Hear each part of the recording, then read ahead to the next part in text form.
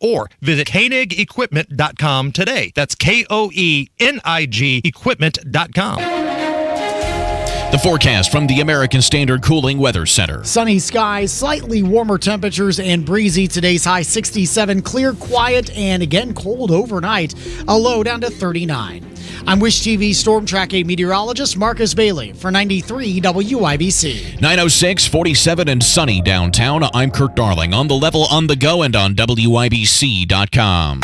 This hour on 93 WIBC, powered by Family Heating and Air Conditioning, your independent American Standard air dealer in Indianapolis. You're listening to Rob Kendall. The Republican Party in Indiana sees zero problem in record spending, in record taxation. And Casey Daniels. You went out there and said, please vote for me. You debated other people on why you're the better person for the position. Suck it up. This is the Kendall and Casey Show on 93 WIBC. Good morning. It is Thursday, September 29th, and taking a look at things that are trending this hour. Hurricane Ian. It made landfall west of Fort Myers yesterday around 3 p.m. 21 million people braced for the hurricane. More than 2 million people were ordered to evacuate. Thousands are without power, and the storm is expected to have caused more than $67 billion in damage. Also trending, New York Yankees' Aaron Judge. He hit his 61st home run of the season, tying the American League record set by Roger Maris in 1961. And finally trending, Coolio, the Grammy-winning rapper, producer, and actor, best known for his 1995 hit Gangsta's Paradise, has died. He was 59. Okay, so we were talking about this before the show. I am 38 years old. So for someone of my generation, as what that you said that was 1995? Yes. So I would have been 11 years old, and I remember this. To be able to hear the unedited version of that song and figure out how to do it without your parents knowing was quite the feat to pull off. So we were talking about two things with this. So number one, Weird Al Yankovic made that song infinitely better and made him being Coolio, infinitely more famous with the Amish Paradise parody. Right. And Coolio hated, at least in his prime, that version, which always blew my mind because for people like me, for kids, they were exposed to Gangsta's Paradise because Weird Al did the song Amish Paradise. And I was like, why would you be mad that people are younger people who otherwise might not be exposed? I don't know if you noticed, Casey, I did not listen to a lot of rap music in my youth. Was it because you weren't allowed to, or it just wasn't your taste preference? Well, my parents tended to act like anything after about 1982 never happened when it came to musical choices. So thus you had to find it on your own. But it's like Weird Al was okay. And there's this Amish Paradise song. And you're like, this is so funny. This is so cool. And then some kid at school inevitably said, yeah, that's a cover of a song called Gangsta's Paradise. Wait, what? What? And so that always blew my mind. But then the second thing we got in this conversation, would you rather, and we've talked about this with movies before in terms of an on-screen career, would you rather be someone like Coolio, who, yes, I know he had other songs that were moderately successful, but for the most part, Gangsta's Paradise had one gigantic hit, and that was it, and forever and always, Coolio will be at the Vogue. You know you're going to get a 93-minute version of Gangsta's Paradise because that's about it. Or would you rather be someone who had a sustainable career that never, in a single song, achieved the success of a Coolio? I believe that song was number one for 3 weeks. It was obviously huge until the day died. You know, it was still a gigantic song. The moment you heard the beginning of the era of it, you knew exactly what song it was. You could sing along with it, etc. Like a Don McLean is kind of that way, too, with American Pie. Would you rather be that? Or would you rather be someone that had, while not a number one hit, you know, a sustained long musical 20, 30-year career of consistently putting, every time you put an album out, you're going to get a song in the top 40, and you can, for years and years and years, be reasonably successful. Have a career of it. I think I would rather have the long career with some mediocre hits. Because you can be able to continue to do what you love and still feed yourself. Which is the exact opposite of what you said when we talked about the movies. About acting. You said, I know, isn't that weird? You'd rather be a Nicolas Cage that for 3 or 4 years was gigantic and now gets laughed at. And cash in and then get out. I have a question. Yes. So if you have a sustaining career and every song you release is in the charts, are you still expected to tour?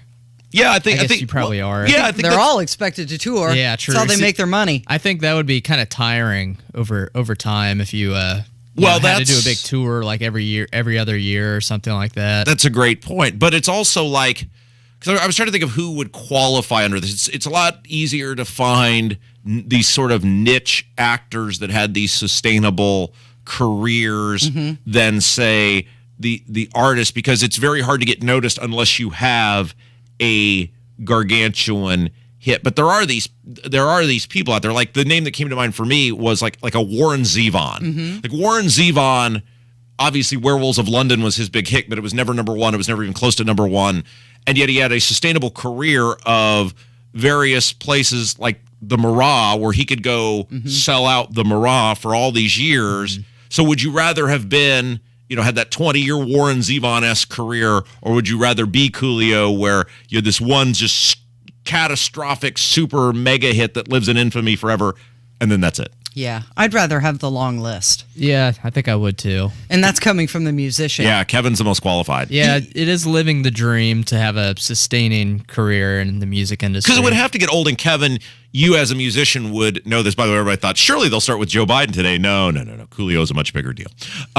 You as a musician would know this, that you get tired of playing. Like, I'm sure when you put a set list together, when the Uno Gold band goes out and plays, you don't do the same set list. Well, if you're Coolio, you forever and always are tied. Like, if you're not doing Gangster's Paradise, people would riot. Oh, yeah. That's what they come to see. They'd be highly disappointed. Like, if you said, Coolio's going to play at the Vogue, you are anticipating Gangster's Paradise, and it would be like that scene in Blues Brothers where the beer bottles are being chucked up at the chicken wire. Right. Yeah. If you play the hit. Plus, all of your peers, they're probably, not all of them, but some of them might be calling you a sellout. And right. You might get alienated in that way. Right. You don't want to be a sellout, not when you're in music. Absolutely. That's for sure. I met Coolio. Oh. At an airport. Well, I mean this because everyone has a type. You are exactly his type based on what was reported over the years. Congratulations. I can totally see that happening. Really? Yeah. I was at an airport and he was sitting there and I recognized him, walked over and said, hey. How was it? He was very nice. We started up a conversation and I told him that I had heard of him, which I think he was a little surprised by. And because this was before Gangster's Paradise. Before Gangster's Paradise, and he was just breaking onto the scene. He was surprised that I knew who he was, and I mentioned to him that I was programming radio stations, and he ended up giving me a cassette of one of his songs. Oh, that's cool. Did he have his phone number? You still have it? No, I don't have it anymore. Did he have his phone number tucked in the sleeve there? Because was it a cassette tape? Yeah, it was actually a single. Okay. And it was in the case, and it had his name and number on it. Did you call him? No, we didn't keep in touch. This was before Gangster's Paradise. You could have hooked up with Coolio. I could have. What a story that would have been. That would have been an infinitely, but not to in any way demean your airport rendezvous story, but I hooked up with Coolio is a much better story. Yeah, well, I think he was just surprised that a young white girl knew who he was, because I don't think I was his target demo at that time. And people may be saying, I cannot believe they spent an entire segment on Coolio. For people of a certain, again, it comes back to of a certain age, which I would say anyone, I'm 38, you're a couple years older than me. Thanks for not outing me. But think about Kevin is 10 years younger than me, and Kevin is fully informed of who the guy is. Yeah, but Kevin also said he knew of Coolio more from Amish Paradise than Gangster's Paradise. Exactly. Yeah. But that is, it's the whole thing of and I think to come full circle, because I know we got to get to break, and then I promise we'll get into the Joe Biden stuff. Weird Al's impact on society, right? Like, to me, Eat It is a far better song than Beat It. Amish Paradise is way better than Gangster's Paradise, and Smells Like Nirvana is far superior to Smells Like Teen Spirit, and it boosted all of those songs to an entire group of people who otherwise would not have listened to the original song itself. So what you're saying is you haven't truly made it unless Weird Al yes, absolutely. did a cover of your song. Absolutely. And Jason Hammer will agree with me when he comes in later today. Okay. It's Kendall and Casey on 93 WIBC. Good morning. As events unfold, We will not be deterred from operating in the seas and the skies of the Western Pacific. and the big news happens faster This election is crucial. and faster. Monkeypox is a problem. Buckle up and hang on. All during a recession. Keeping you updated at the top and bottom of the hour. And when it breaks, We're following breaking news. keeping you in the know and in the now. We're going to come back better than before. 93 WIBC. I'm your toilet, and we need to talk. It's been 10 years since the Roto-Rooter man tuned me up, yet I just sit here and take your... Remember your cookout, those Cajun deviled eggs you picked up from the gas station? I was the most popular seat in the house. Not anymore. We're finished. Sometimes things just quit. So make sure to call the company that doesn't. Roto-Rooter Plumbing and Water Cleanup. Yeah, we do both.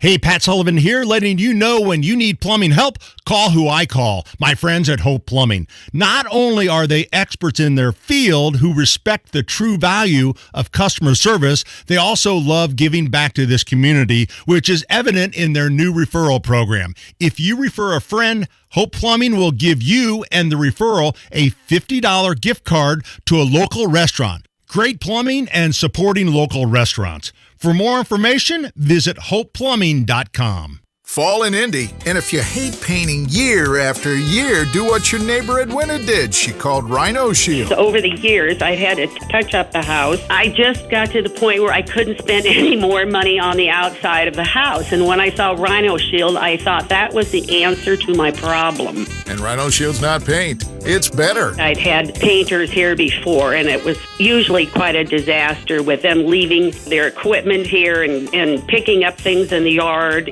But Rhino Shield was right on it. Get the 25-year guaranteed protection of Rhino Shield right now for 15% off the regular price. The gentleman said, if you're interested, give me a call. And I said, honestly, can you come tomorrow?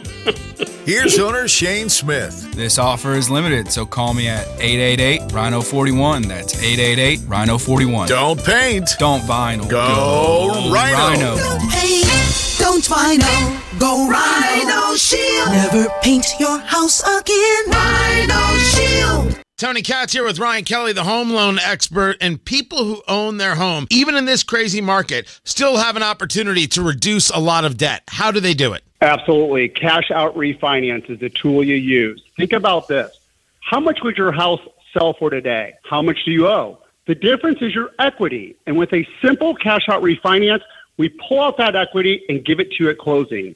Our average client received over $54,000 at closing. How much can you get? Let's find out today. Visit thehomeloanexpert.com. For your free system replacement analysis, give Family a call today at 317-577-8077. Family Heating and Air is your trusted local independent American Standard heating and air conditioning dealer.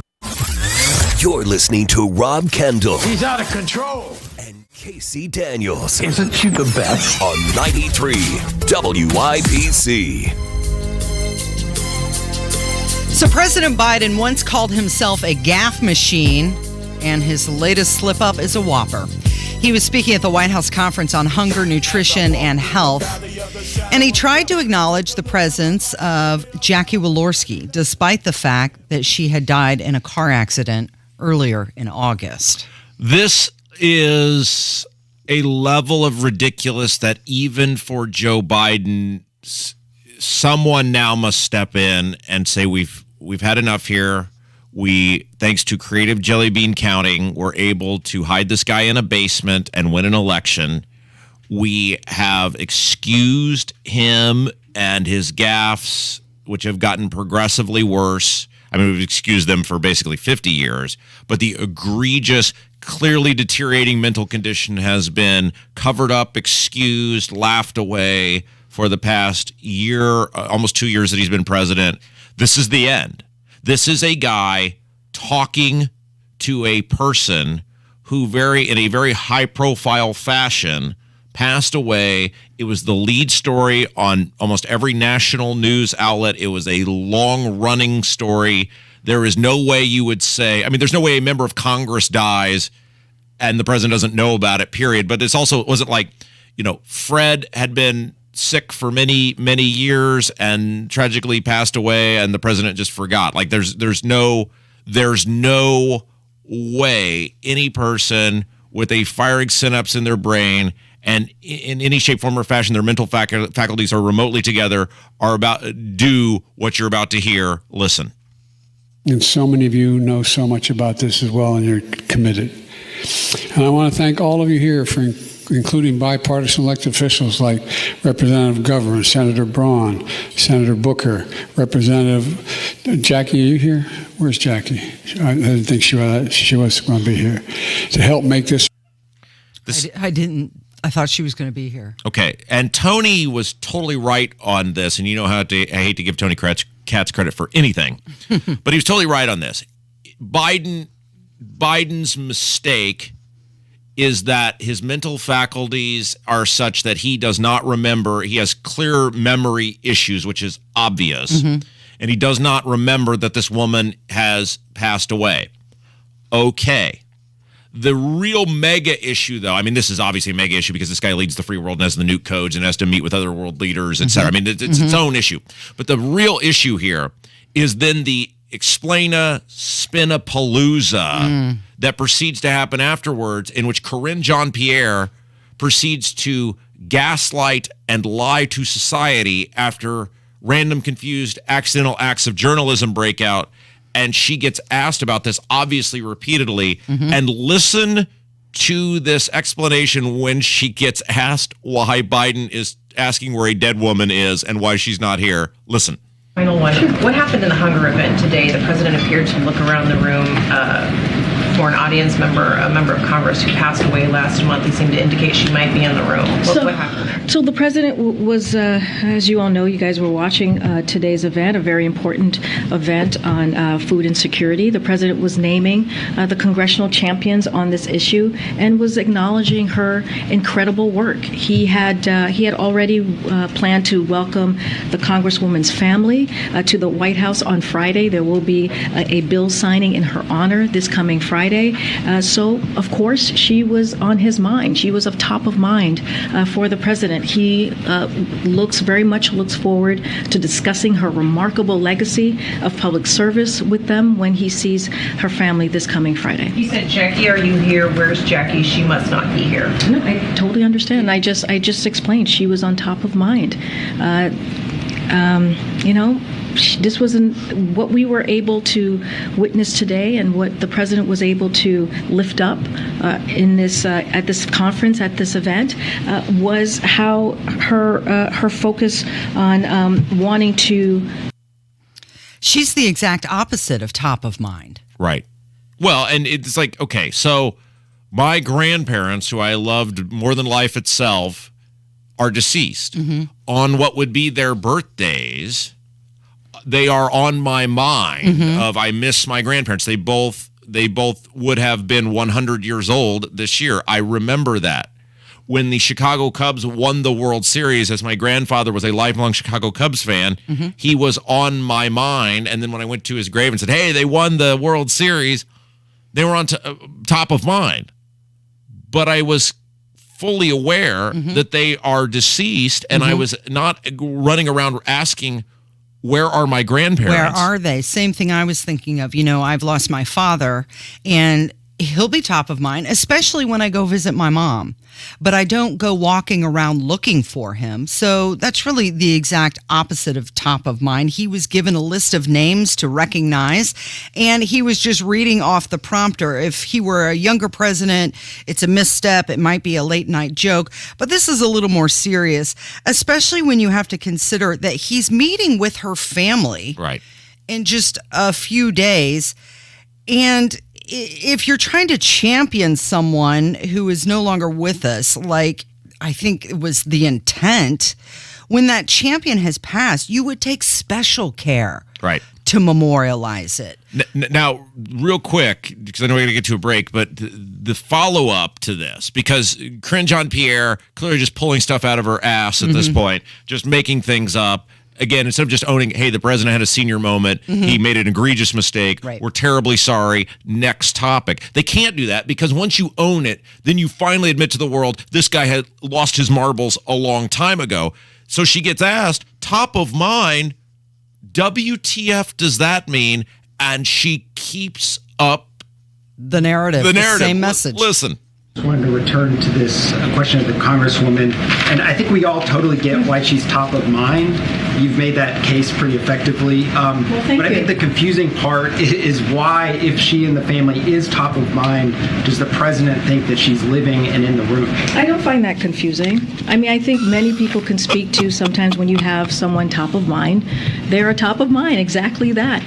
And it is also, if you put it into the context, it's not like it happened outside of context, right? It happened at an event where we were calling out the champions, congressional champions in particular, of this issue, this important issue when it comes to food insecurity, something that this administration has led on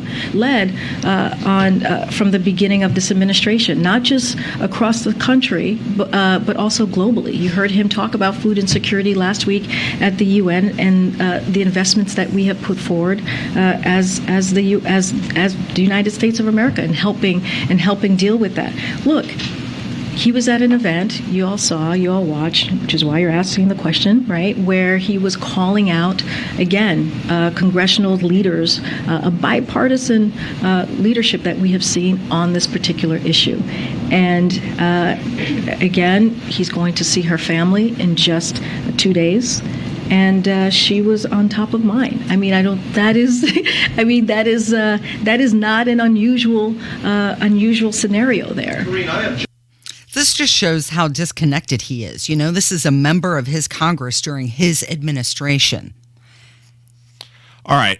We got to get off this because I'm going to get mad. I'm going to say something that's going to get me in trouble. Okay. And I don't want to get in trouble. Let's not do that. Hey, by the way, the administration is pledging $8 billion in an effort to end hunger and decrease diet-related diseases by 2030. Let's talk about that later, about how much we've spent in this country over the years to fight poverty and hunger and everything else, and it never seems to work. We'll talk about that later.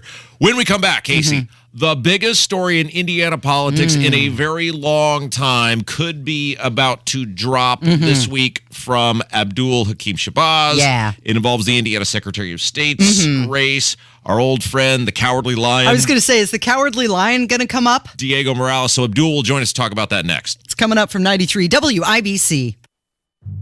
Family Dollar has the spookiest deals to help you do more for your family this Halloween. Stop by and start booing things up with our huge variety of outdoor and indoor Halloween decorations. Discover a great selection of costume accessories to complete the perfect look. And of course, find all your favorite treats. For a limited time, select bags of Halloween candy, including Snickers, M&Ms, and Reese's, are buy two, get one free. Family Dollar, helping you do more. Verizon Connect has a new AI dash cam with dual cameras. It's sleek, simple, and easy to install. Oh, and did I mention, it's AI smart. It'll give your team real-time alerts. Tailgating. And each video is automatically classified and sent to your team, giving you context to help coach your drivers. Best yet, it seamlessly works in one platform that tracks your vehicles, dispatches jobs, and much more. See how Verizon Connect can help manage your fleet at VerizonConnect.com/radio. What QC Kinetics is doing for people here is nothing short of amazing. I'm talking about real lasting relief from joint pain. I'm Kevin Bowen, and you guys have heard QC Kinetics is the nation's leader in exciting new pain treatments with advanced regenerative medicine, non-surgical alternatives. If you're living with joint pain from injury or arthritis, don't let them tell you that steroids or pain meds or surgery are your only options. QC Kinetics uses regenerative treatments that can restore and repair damaged tissue, maybe even diagnosed with bone-on-bone arthritis and been told you need a replacement. Call QC Kinetics now for an alternative way to deal with the pain. These amazing protocols work with pain caused by injury as well, like a torn meniscus or rotator cuff. So call QC Kinetics now Don't keep living with that pain. Call QC Kinetics for a free consultation. 463-235-7160. Locations in Eagle Creek and Greenwood. QC Kinetics, 463-235-7160. Hey, this is Spencer Thompson at Thompson Furniture and Mattress in Columbus.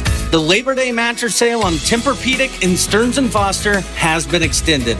We guarantee the lowest price on the best mattresses with up to 4 years interest-free financing and up to $300 in free gifts with purchase. Also save up to $200 on Indiana-made Sealy mattresses.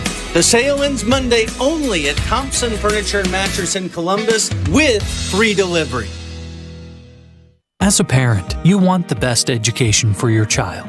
Choose Marian University Preparatory School for this school year. Their faith-based online private school is currently enrolling students in grades 6 through 9. Your child will benefit from their personalized college prep curriculum and supportive community. Financial aid is available through the Indiana Choice Scholarship. To learn more about the unique educational experience of Marian University Preparatory School, visit k12.com/Marian. That's k12.com/MARIAN. The Alzheimer's Association invites you to participate in the Walk to End Alzheimer's, the world's largest event to raise awareness and funds for Alzheimer's and dementia care, support, and research. Registration is free. Sign up today and help bring us one step closer to a world without Alzheimer's and dementia. Get the details and register at alz.org/walk. That's alz.org/walk. alz.org/walk. 93 WIBC Mobile News. On the level, on the go. They say today will be hard. It's sunny and 49 downtown. I'm Kurt Darling. Here's what's trending at 9:32. Hurricane Ian made landfall Wednesday and settled in overnight, leaving behind tons of rain and flooding. It hit through central Florida, where many of our theme parks and other tourism attractions are. They are still under flash flooding warnings this morning. Florida Attorney General Ashley Moody. It's now a tropical storm, but now millions of Florida residents are without power, and search and rescue teams are being dispatched to look for victims. Sheriff's office leaders in Lake County, Florida, fear many people could be dead.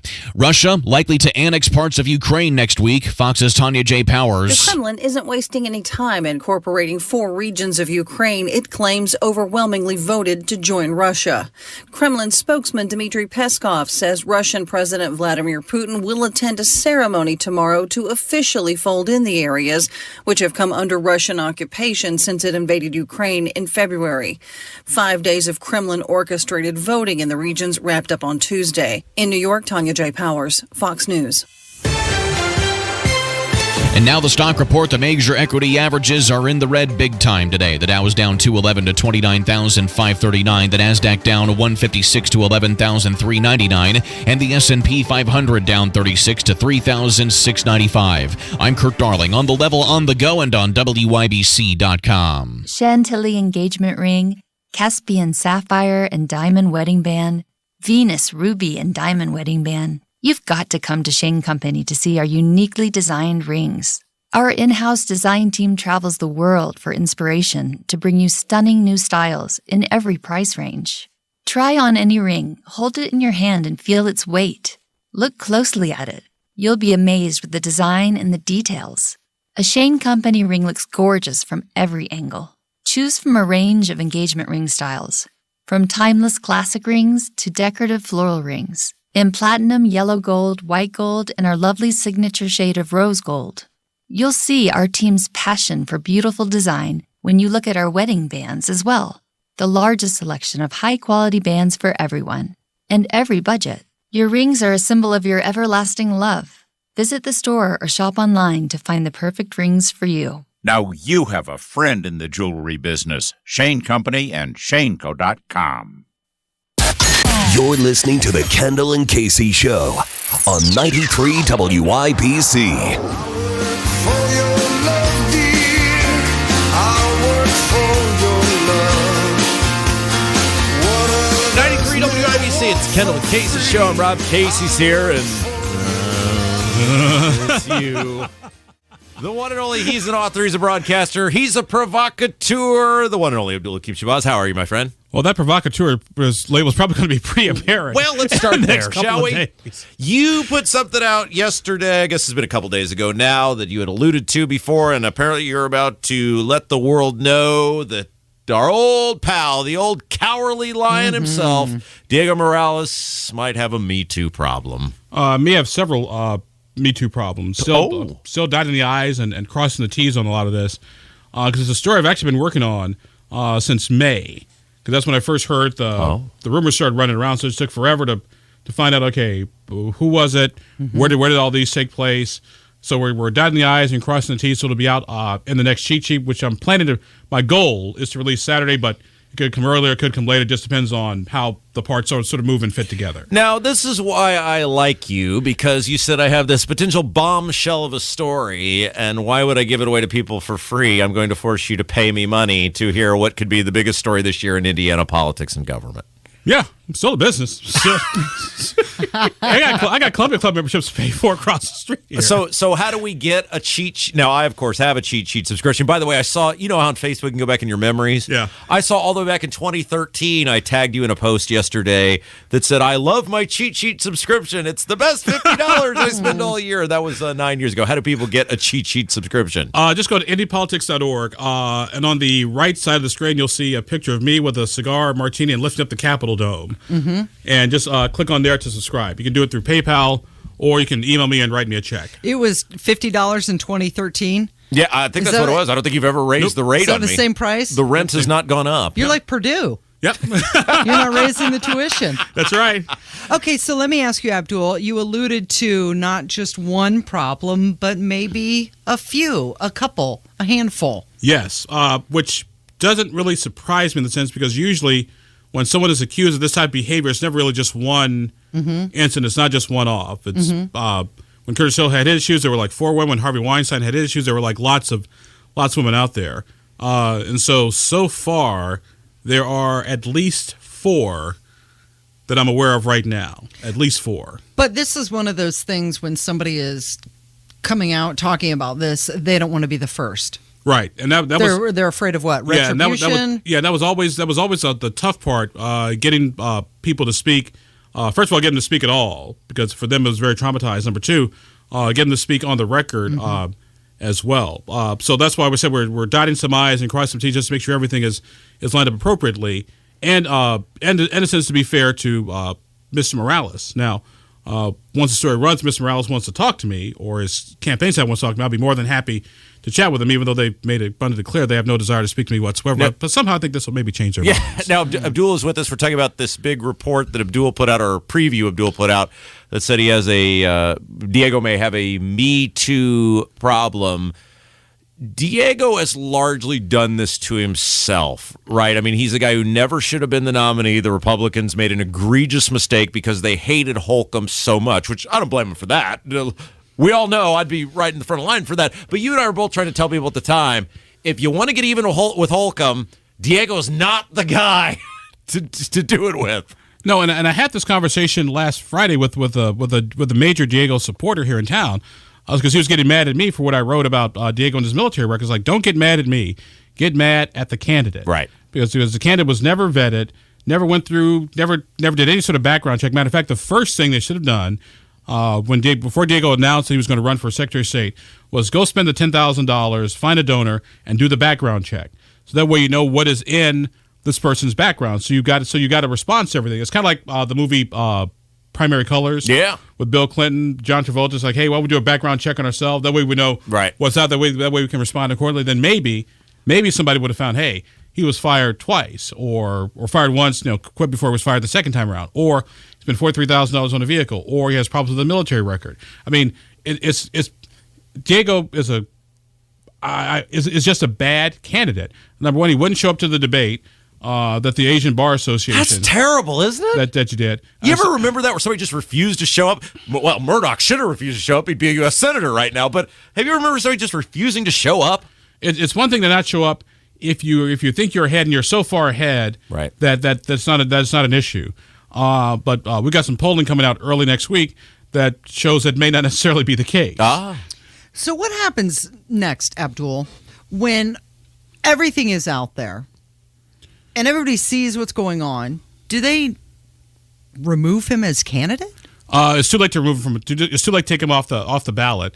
As one Republican told me, he'll get elected, and then we'll just get rid of him, and then we'll appoint somebody else. Which is the worst thing possible. You're going to let Holcomb pick the next Secretary of State. I was like, well, just like Charlie White. I was like, well, this is a little bit different than the Charlie White situation.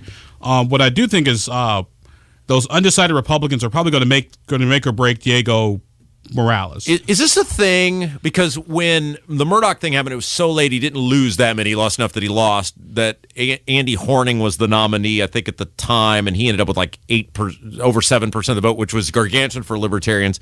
Could Jeff Moore end up with like 15 to 20% of the vote, potentially? I don't think 15, but I do think he could end up above 10. No, that's all that matters. I do think libertarians actually have their best shot ever of getting major party status. Okay, we need to get on to you talking. You mentioned you're doing polling? Yes. Or now? We just wrapped up in the past few hours and some change. Oh, so you don't know the results yet? I have an idea what the results are, but I don't officially won't know the results until later this afternoon. Okay, where will we be able to find said results at? Said results will be published Sunday afternoon on IndyPolitics.org. Oh. Did you have any preliminary questions? As far as in the poll? Aside from who you're going to vote for, were there any good we asked societal questions? We asked the abortion question. Are you more or less likely to vote for a candidate supporter or opposes abortion rights? That was actually an interesting result that I took a look at. The preliminary result I looked at today. Also, we asked about marijuana legalization, which is still like almost 80% off the charts in Indiana. Why are politicians so opposed to doing this? I have no idea. Like there's literally no harm in saying, okay, we're going to start with medical marijuana. Here we go. If the world ends with medical marijuana, then we'll pull it back. Like what? Who is the person that is? Because we all know there's always a financial reason. Big Pharma. Oh, thank you, Casey. I appreciate your help on that. You see, but actually, I would think if you're a big farmer, you'd want to get in the legal marijuana business because you just make more money. Is it Holcomb? Are they that afraid of Holcomb? The governor has issues with it. Speaker Houston has issues with it, and so does Senator Bray have issues with it. Well, they've all said that they want to wait until it's legal on a federal level, and that may never happen. But it's inevitable. So they're just basically kicking the can down the road. Right. But I do know that marijuana legalization is like 80% legal and recreational, or just medicinal by itself. Before we let you go, there appears to be a potential musical chairs happening of sorts in the Republican Party. If Mike Braun does indeed, as you reported, run for governor instead of run for U.S. Senate again, Victoria Sparks' name was thrown out there. Maybe it was by you. I don't know. I can't remember. I read somebody. She was thrown out by Adam Rim. I know she is interested. She's been there for 8 seconds. See, but here's the thing, though. If Victoria leaves and runs for the U.S. Senate, that opens up the 5th congressional district, which means a bunch of people are going to run. Also, a possible nominee for the 5th district is Jim Banks up in the 3rd district, which once again opens up the 3rd district. Oh, you mean for U.S. Senate? For U.S. Senate. Opens up the 3rd district as well. Then I hear Jim Baird not running for the Senate, but maybe stepping down after this year, not running for re-election. Which that'd be a shame. He represents me over there in Brownsburg. Which opens up the whole 4th district. So he's done as about as terrible a job as you can do. I mean, like so think about this in 2024: an open governor's seat, an open U.S. Senate seat, and 3 open congressional and seats. Potentially the attorney general seat. Yeah, potentially. I wish I shouldn't be so lucky. Boy, it's called job security for you. No, it's not. I'm getting tired of this crap. It's all coming at one time. Are you working this Saturday? Yes. We'll be talking to the Indiana Manufacturers Association about sort of the state of manufacturing in Indiana. Also, our social media friends. We're getting the band back together to talk about social media's impact on the midterm elections. The one and only Abdul Hakim Shabazz. Thank you, friend. Hey, thank you. 93 WIBC. It's the Kendall and Casey Show. Hammer and Nigel Show, 3 o'clock this afternoon. The latest on Hurricane Ian and Rob Kendall going off the rails. 93 WIBC. When physical therapy didn't work, when rest and medication didn't do the job, when your doctor says now's the time, rise up to back and neck pain with spine surgery from IU Health. We offer convenient access to highly skilled spine surgeons from Indiana's only nationally recognized healthcare system. Our team of multidisciplinary specialists work together on the best surgical option to get you back to doing the things you love. Visit iuhealth.org/spine care to learn more. Greetings from R&R Agency, your Indiana health insurance pros. And a thank you to our loyal customers for making our agency a national sales leader for the 7th straight year. We recently saved a family of 4 over $500 monthly when compared to their ACA plan. You know it's still Obamacare, right? We recently saved a 61-year-old retiring couple over $600 when compared to their COBRA plan. Breaking news! We are now able to offer health insurance to employer groups of all sizes with 2 of the largest insurers in the Midwest. We've been in the same location with the same phone number for 27 years. We'll be here when you need us. Quoting my favorite president, what in the heck do you have to lose? Call me at 317-435-1718 or go to rragency.org. That's 317-435-1718 or rragency.org. Don't let the federal government or their big insurance company cronies tell you that you don't have a choice. We can help. As always, God bless America, or at least what's left of her. Diamonds Direct's unbelievable zero-interest finance offer is coming to a close, but you have until this Sunday to take advantage of 5 years zero-interest financing on any purchase. Now more than ever, it's the smartest way to buy. You can get that engagement ring or fabulous piece of designer jewelry and spread your payments over 5 years without paying a dime in interest. This amazing offer is good through this weekend only. Diamonds Direct, your love, our passion. Get all the details, including special Sunday hours, at diamondsdirect.com on approved credit. What an idiot! What an idiot! Yes! And we're not talking about Joe Biden. So this was a trending story at the top of the hour. It's Kendall and Casey on 93 WIBC, 947. Good morning. So the New York Yankees player Aaron Judge, he hit his 61st home run of the season, and that tied the record set by Roger Maris in 1961. And when this was nearing, I believe it was Sotheby's that came out and said that there's already a $2 million purse on the ball.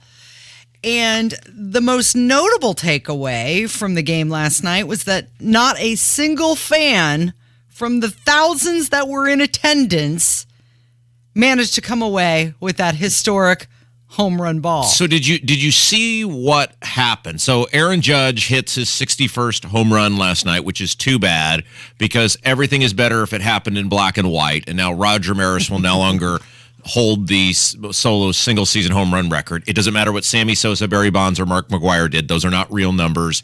That's not legitimate. Roger Maris had the single-season home run record, which stood since 1961. It was one of the greatest seasons in Major League Baseball history as Mickey Mantle and Roger Maris were chasing Babe Ruth's record of 60. There's been a famous movie made about it. It was...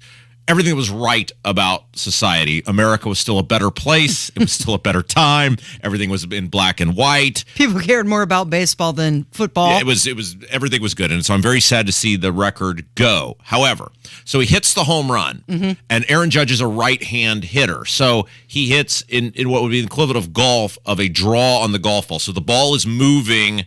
It is not a real high hit, but it is moving from right to left at a rapid fashion. There is a guy in the stands who the ball is coming right for him, but it is low. So when you think about catching a ball, it would be an underhand catch. He puts his mitt out, and the video is not super clear, but it appears the ball hits his mitt and then drops down. It's like he did not squeeze his glove properly, or it hit the tip of the glove. Bounced off. Whatever. The guy... You've heard the phrase, looks like he'd seen a ghost. I mean, it is very clear from the moment the ball drops harmlessly off of his glove. He knows it's coming. He's excited. Right. He's like spending the $2 million already. And he does not make the catch. Because, and you know why he didn't make the catch, Casey? And they teach you this in Little League. He did not use two hands. Right. He tried to make a single hand catch, and this is why, young baseball players out there, you always use two hands to catch the baseball. So the ball drops. He clearly knows instantaneously. It's like the video that came out, like a buddy's there with him, also knows what has happened. They're just... You're so close. Yeah, it is a life-altering moment. So then the ball falls harmlessly down into the Blue Jays bullpen. So this game was being played in Toronto, Canada. Falls harmlessly into the Blue Jays bullpen. And the bullpen coach is a guy named Matt Bushman. So I looked up Matt Bushman's career. He then confiscates the baseball. Yeah. Matt Bushman played for 1 week in the majors in his entire career, and that was all the way back in 2016. He was what you would call a journeyman. He's the same age as me. He spent most of his life in the minor leagues. He played 1 week in the majors, and that was it. It's like almost like a guy who would have been a great Field of Dreams type character. And so we're not talking about a guy who made infinite money as a major league baseball player. Right. This isn't a Derek Jeter. He's not the manager, so he's not on a multi-million-dollar contract. I don't know what a bullpen coach in the major leagues makes. I don't know. Maybe he's making six figures. Probably is. But the point is, it's not an infinitely wealthy person. He has this thing in his possession that I'm guaranteeing you would sell at auction. Now, it'll depend on if Judge indeed breaks the record or not. The ball will be more valuable if Judge does not break the record than if he does. But you know there's a price tag of a minimum of $2 million in your hand. And he gives it back to Aaron Judge. Now, maybe he got something. Maybe Judge is going to tip him $50,000. I don't know. Right. The point is, Judge is not going to give him whatever he could have got on the open market. What an idiot. So his wife, Bushman's wife, who is not at this game, is watching it. She tweets out, "Oh, cool. I next like to announce our divorce." And then she follows that up with bad news. I'm down here in Florida battling a hurricane, but the good news is I can announce my retirement because she is a sports announcer. Also probably not making a whole lot of money. She sees her husband do this. At first is like, great, I'm retiring. And then he hands it over and she says, oh no, I'd like to announce our divorce. What? Oh. Okay, so he did the nice thing. He did. He totally deserves credit for the nice thing. Absolutely. What a guy. And we don't know. Maybe Judge has made a deal with him now where he says, here's $100,000. Thank you very much. Yeah. Whatever. But the idea that you as a non-upper echelon, whatever, he's not a high-paid coach, he's not a high-paid athlete, maybe they come from family money, I don't know. It doesn't matter. You gave away $2 million. Would you give it away? Oh, heck no. I'd be sprinting and I'd say, just like the old Taco Bell commercial, I'm making a run for the border. Y'all never going to see me ever again. See ya. Oh, that poor fan, too. That fan was so close. And then the bullpen coach gets it. And then it's like double whammy. And think about if you're that fan, because the fan was in the front row of the stands. The bullpen is just outside the field of play in, I think it's the Rogers Center where the Blue Jays play. So the fan looks down into the bullpen. So you sees it. It's like, remember in the movie The Sandlot where they can see the Babe Ruth ball that they've hit into Mr. Myrtle's backyard and they keep trying to get it back and it's just sitting there. And then at the end when Benny the Jet Rodriguez hops the fence and he's staring down the ball and the Beast is staring down the ball and it's like the fan, there is a moment because the bullpen coach has to walk over and get the ball, this guy Bushman, where this fan is looking. It would be the equivalent of if somebody held a briefcase full of money which contained $2 million and opened it up and you are just forced to sit there and look at it. Right. Could have been mine. Use two hands, kids. Two hands and pull it into your body. Oh, boy. It's Kendall and Casey on 93 WIBC. Let's talk about this. A Night with WIBC. It's presented by Relay Indiana, featuring Tony Katz, you, me, Hammer and Nigel, plus the whole gang from WIBC. Live on stage. It's going to happen Thursday, October 27th, and it's going to be right there at the Schrott Center for the Arts on the Butler campus. So this will be our third time doing this. The first two times it sold out like that. So they said, let's do a bigger venue this time. And so this will be a bigger venue. It will be October the 27th. Now, there is a pre-sale code is either gone out or is going out. You have to sign up. If you just go to WIBC.com, sign up for the newsletter, that will contain the pre-sale code, and then you can get your tickets in advance. And I think the way it's happened the last couple of years, if you didn't get the pre-sale, they sold out. Now it's a bigger venue. I don't know if that'll happen again, but October 27th is a Thursday night. Yes. So we will be doing, each one of us, if you're not familiar with how this works, each show will be doing 20-ish minutes on stage, a little floor show for the audience. I believe they're going to do 2 sets of tickets, one a little bit more expensive, but totally worth it. Includes some food and drinks and a meet and greet with those of us on the air here at WIBC. It is a great night. You can get tickets at the Clues box office from 10 a.m. until 4 p.m. And so, again, the best way is just go to WIBC.com right now, sign up for the newsletter, get the pre-sale code, and you can come hang out with us. A night with WIBC. Well, that'll be a whole lot of fun. Our boss sent out an email about it, and he said that there would be some mild hazing of me because I'm the newbie. Yeah. Oh, I've got a big thing planned. Don't make the girl cry on stage. I've got the template all ready to go already. You're gonna love it. You'll feel like a big jerk if you make me cry. I'll love it. And Kevin will be there too. Kevin will be there, and he's actually going to join the fun as well. It's Kendall and Casey on 93 WIBC. Good morning.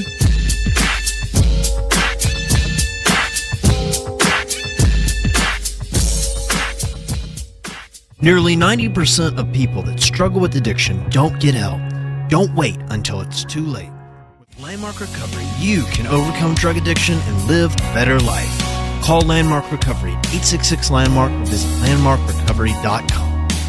As a roofer, every second counts. Late deliveries and incomplete orders cost me time and money. That's why I partner with Beacon. Beacon's unique network of branches work together to get me what I need when I need it. Every branch working together. With Beacon, I know my supplies will be delivered on time and complete. Homeowners rely on me, so I rely on Beacon because I never stop building, and neither do they. Go to BECN.com to get started building with Beacon. Beacon, always building. Fall in Indy. And since 2001, Rhino Shield has been covering Indiana homes and businesses. Just ask Mike. Was watching TV one night and saw the Rhino Shield ad, and I thought, well, if they can do a house, they can probably do a building. And Rhino Shield's not paint, it's better. So they came out and they gave me a price, showed me how the Rhino works, how it lasts, and how the guarantee works. All right, Indy, get the 25-year guaranteed protection of Rhino Shield right now for 15% off the regular price. They started on the building. They waited for us to leave, and they worked Saturday and Sunday, so they wouldn't affect our business at all. This was the great part of it. I came back Sunday night, and you couldn't even tell they were here. There was no paint on the ground. They did a fantastic job. Here's owner Shane Smith. This offer is limited, so call me at 888-RHINO-41. That's 888-RHINO-41. Don't paint. Don't vinyl. Go Rhino. Hey, don't vinyl. Go Rhino Shield. Never paint your house again. Rhino Shield. Verizon Connect has a new AI dash cam with dual cameras. It's sleek, simple, and easy to install. Oh, and did I mention it's AI smart? It'll give your team real-time alerts. Tailgating. And each video is automatically classified and sent to your team, giving you context to help coach your drivers. Best yet, it seamlessly works in one platform that tracks your vehicles, dispatches jobs, and much more. See how Verizon Connect can help manage your fleet at VerizonConnect.com/radio. Helzberg Diamonds presents The Guy Who Got It Right. Tim needed an engagement ring. He did research, listened to hints from his fiance's friends. She wants a lab-grown, oval-cut, and white gold with a halo. And he went to Helzberg Diamonds. At Helzberg, Tim found an incredible selection of high-quality, lab-grown, and natural diamonds. He also found the ring she really wanted. Nailed it. She is gonna freak. Be like Tim. Find the ring of her dreams at a Helzberg near you or at Helzberg.com. Ask now about special financing offers. Coming up in 2 minutes, Indiana Task Force 1 deployed to find victims impacted by Hurricane Ian in Florida. Plus, a Hoosier lawyer explains his lawsuit over the president's loan forgiveness program and what young students found at school in Fort Wayne. All that and more coming up. From the Shepherd Community Center studios, you're listening to 93 WIBC, WIBC HD1 Indianapolis. It's 10 o'clock. This is a Fox News alert. The rescues continue in southwest Florida, where Hurricane Ian hit first. I'm Dave Anthony. Cape Coral, city of Fort Myers, they got really inundated and really devastated by this storm. And some people have been found on rooftops, others in cars. Some are stranded on Sanibel Island. That bridge has now been knocked out.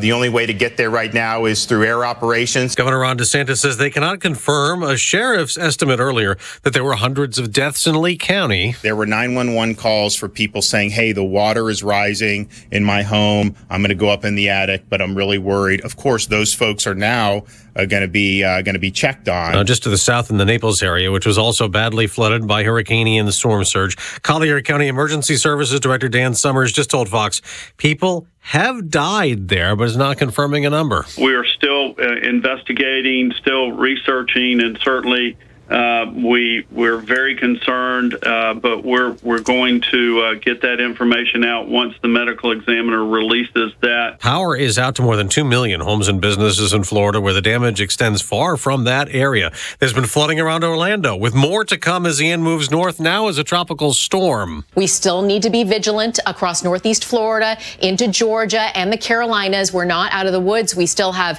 heavy rain in the forecast. We have hurricane watches as well. Fox meteorologist Janice Dean says Ian could regain hurricane strength in the Atlantic before it moves into South Carolina. North Korea fired 2 more missiles today and a third test this week, shortly after Vice President Harris was in South Korea near the border of the demilitarized zone. In the north, we see a brutal dictatorship, rampant human rights violations. On Wall Street, a sell-off. The Dow's down more than 500 points. America's listening to Fox News. 93 WIBC Mobile News. On the level, on the go.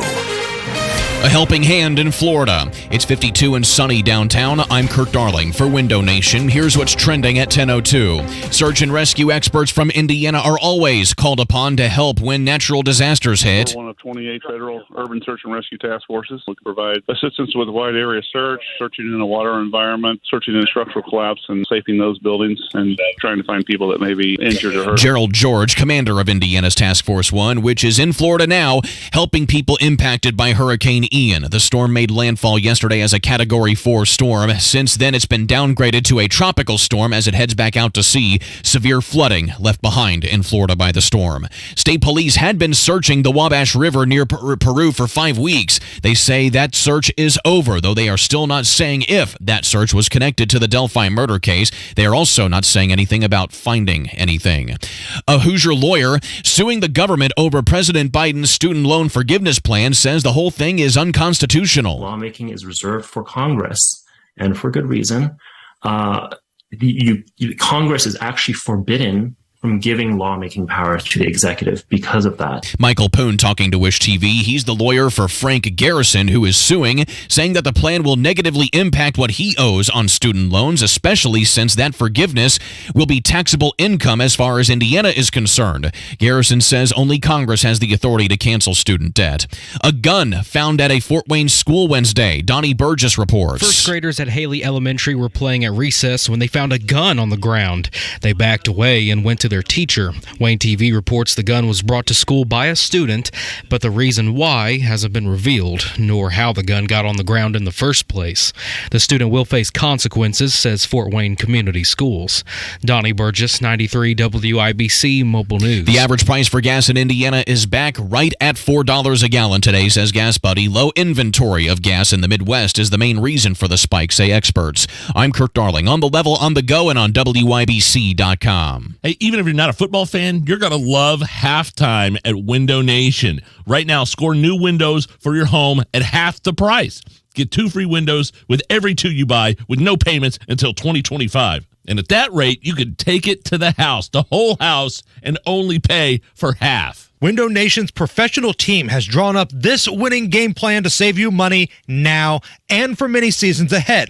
Their beautiful, energy-efficient windows are expertly fit to your home by the installers who average more than 15 years of experience. They've tackled over 250,000 projects and saved homeowners millions of dollars on energy bills alone. With another brutal winter on the way and energy costs continuing to skyrocket, these incredible savings couldn't come at a better time. But Window Nation's halftime time is for a limited time. Make the call today and get 2 free windows with every 2 that you buy and pay nothing until 2025. 866-90-NATION or go to windownation.com and tell them Hammer and Nigel sent you. This hour on 93 WIBC, powered by Family Heating and Air Conditioning, your independent American Standard air dealer in Indianapolis. You're listening to Rob Kendall. The Republican Party in Indiana sees zero problem in record spending, in record taxation. And Casey Daniels. You went out there and said, please vote for me. You debated other people on why you're the better person for the position. Suck it up. This is the Kendall and Casey Show on 93 WIBC. Good morning. It is Thursday, September 29th, and things that are trending this hour. Marjorie Taylor Greene's husband, he has filed for divorce after 27 years, saying that their marriage is irretrievably broken.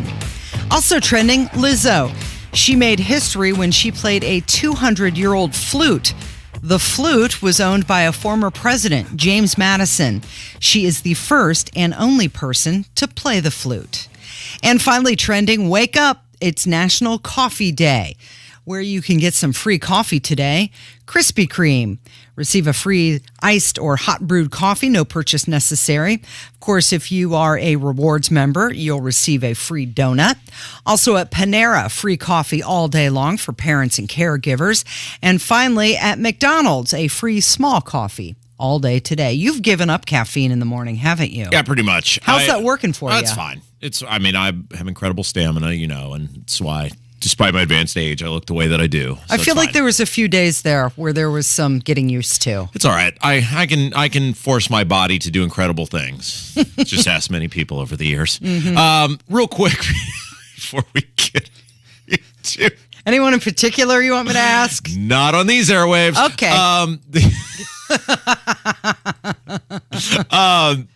Real quick, before we start the second hour of this award-winning radio show, I figured out how to do something the other day. Yeah. And this is pathetic, but as many people know, I'm terrible at technology, which is why I don't really have anything to do with technology. Or why you don't have the Domino's app to download to order your pizza. Yes. But I figured out something, and I'm sure this is a very simple thing, but I figured out how to do it, and it may be beneficial for many people, which is... As you know, because of my wild popularity, I have long ago met the 5,000 person friend max on Facebook. Mm-hmm. And that's understandable. I still have no idea why there's a limit on friends that you can have on Facebook. It makes no sense, but whatever, that's the rule. And so I had felt bad for many years that people could not be my friend because I have the max friend requests allowed, which I think is 1,000. And I feel bad because people have not been able to be my friend that would like to be my friend, and I am a gift to the masses, and as such, thought I was denying people the ability to see my stuff, which is why I've made my posts public, for the most part, for years and years, because I want people to be able to consume my content. But now I've figured out that there is indeed, and I've only been on Facebook for 17-ish years, so it's about time. There's a follow button, which is apparently a thing you had to set your profile up to be able to have a follow button in which people who are waiting in the queue, because the way the friend thing works is if someone quits or drops off and I will see that I have fewer than 5,000 friends, I will just basically add someone in. Add the next person, may or may not be based on your appearance. I don't know. It doesn't matter. Point is, now with the follow button, you can follow and still consume all the content the same way as if we were friends. So if you have previously sent me a friend request, you can now go back and follow the stuff that I do. I've set my profile up to be able to do that. I thought you didn't have any friends. Well, that's what Hammer tells you all the time. They're more, no, it's like, you remember when Lincoln passed away and they said he belongs to the ages now? That's generally my life. Okay. Like, I belong to the people as a collective. Okay. So we're starting off today comparing Rob Kendall to Abraham Lincoln. Look, if Lizzo can play the flute of James Madison, you can have Facebook friends. Right, absolutely. So if you would like to do that, then this is the easy way to consume the content, and as long as you behave in a polite and respectful manner, we'll be able to, on some level, interact with each other via the social media. Perfect.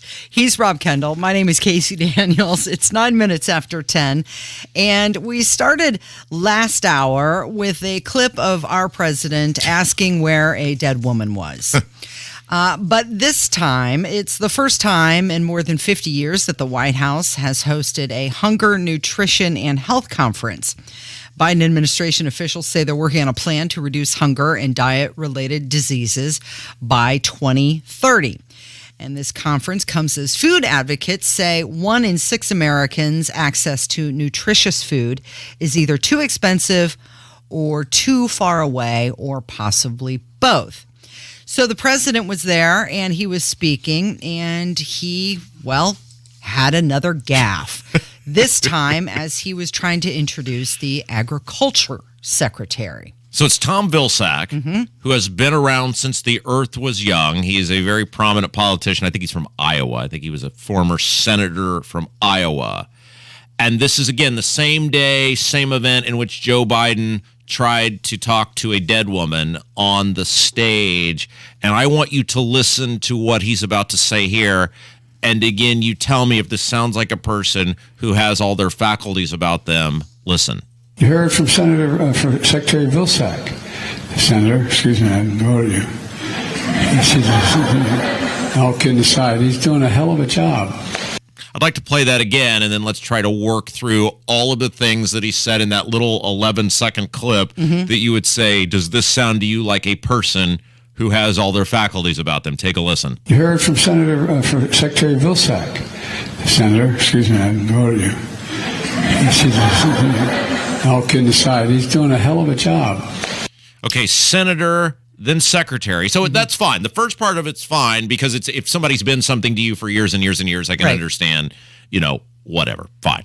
But then he goes back to Senator. So he's clearly confused on what the guy is because he goes from Senator to Secretary back to Senator. So he clearly doesn't know the guy who's in his cabinet. And then he says, I have no idea.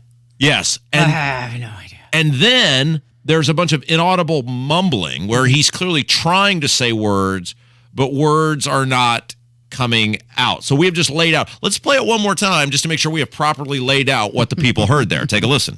You heard from Secretary Vilsack. Senator, excuse me, I haven't voted you. All kidding aside, he's doing a hell of a job. No, nobody thinks you're kidding. Nobody thinks you just tried to talk to a dead, or maybe that was before he tried to talk to the dead person. Who knows? Nobody thinks it's funny anymore. Like this is the commander in chief. Yes. It's like you say, he's got the nuclear codes. He's in charge of our armed forces. If you had said he doesn't have a clue. Yeah, if you had said Secretary Vilsack, heck, you were in that position so long, I can't believe you ever let the people of Iowa out and got let down and got out of there, whatever. That's a joke. You don't know. He doesn't know. He doesn't know Jackie Walorski had passed away. He has no idea what he's doing. He doesn't know where he's at half the time. And then, on top of that, he's outside with Jill Biden. And now we just have audio of this, but the audio will set it up. Where they're wrapping up some sort of presentation. Again, all this stuff happening at the same day. And he is on stage with Jill. It's an outdoor manufactured event. And they wrap up the event. You can hear clapping. He starts wandering around the stage. She has to tell him where to go. And then she proceeds to go in front of him. So he's up there by himself. And he still doesn't follow her. He looks totally lost. He has no idea where he's going. It's very reminiscent of the times he's tried to shake hands with the air. Okay, here's the audio portion of this. We'll go down and listen. We'll go down here and listen.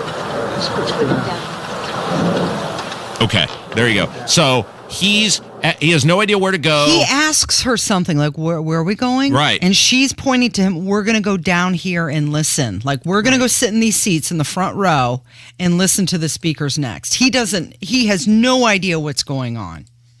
So Who's the second most powerful person in the White House? Kamala Harris. No, really. Oh, Joe Biden? No.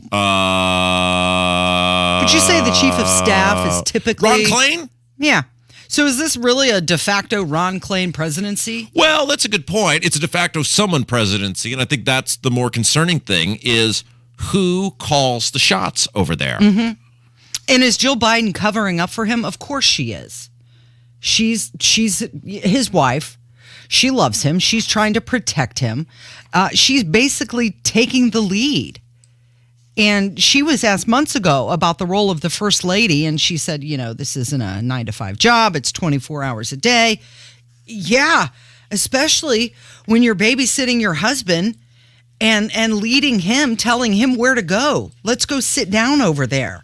Yeah, how many times, like even if you're a Democrat voter, okay, you're a liberal person, okay, but how many times are you going to see this before you say, look, there are, in a country of 330 million plus people, there are plenty of liberal people who know who's alive and who's not, who know who's in their, who would know who's in their cabinet and who's not and what their jobs are, and who would know how to exit a stage on their own. Like, why is this okay? This isn't even a political thing.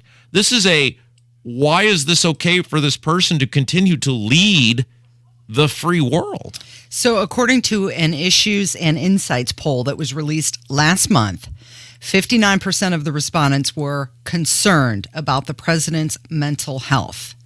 36% were saying they were very concerned. And this isn't an age thing.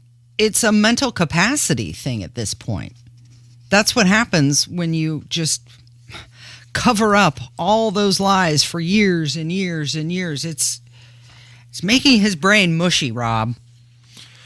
We got to go to a break. Mm-hmm. When we come back, are we going to talk about one of your faves? In there's Switzerland? Oh, that's right. Yes. The governor, Lockdown McGee, high tax Holcomb, man of many names. He hates being in this state. For a guy who wanted to run the state, he just takes every opportunity to leave, doesn't he? He hates being here. He just gets, and not only does he hate being in the state, he hates being in this country because he's often not in the country.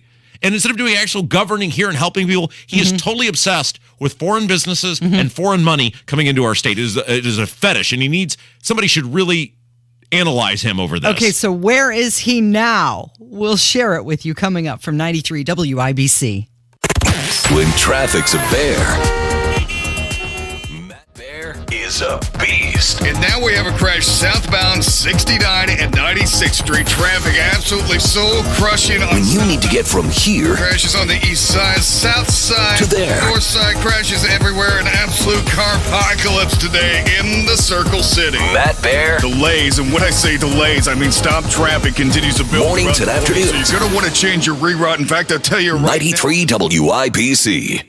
So we've been telling you about Galaxy Concrete Coating and how awesome it is for your garage. But they also do basement flooring, custom floor coating, coating for your driveway, your pool deck, even your patio, possibly even your front porch. And there's a lot of different colors, so you can actually get it to match the siding of your house or the brick or whatever your house is made of. Consider Galaxy Concrete Coating. 317-751-9070. They're online, galaxyconcretecoatings.com. They have a lot of before and after pictures that you should definitely check out. 317-751-9070. Galaxy Concrete Coating, because they're out of this world.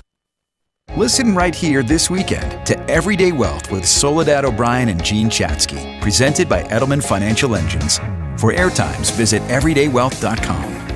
At 1 Hour Heating and Air Conditioning, our comfort specialist can handle any AC repair. Call 855-1-HOUR for $50 off your repair or visit onehourair.com. Always on time, or you don't pay a dime. Terms and conditions may apply. Independently owned and operated, licensed in their respective state or county. I can walk again. I can cross my legs again. I can wear heels again. After years of living with chronic joint pain, Andrea Southard is now living a normal life, pain-free, thanks to natural biologic treatments at QC Kinetics. We tried everything, and my husband had heard the commercial for QC Kinetics on the radio, and he told me to call him and check it out. That phone call changed Andrea's life. QC Kinetics used powerful natural biologics to treat her aching joints. It's high-tech precision medicine that can restore and repair damaged joint tissue with no surgery and no drugs, providing lasting relief. I felt like I was in my 20s again. I could tie my own shoes. Really the little things that you don't think about. Pain in your hips, knees, back, shoulders? Get rid of the pain now. Call QC Kinetics. 463-235-7160. That's 463-235-7160. In Eagle Creek and Greenwood. 463-235-7160.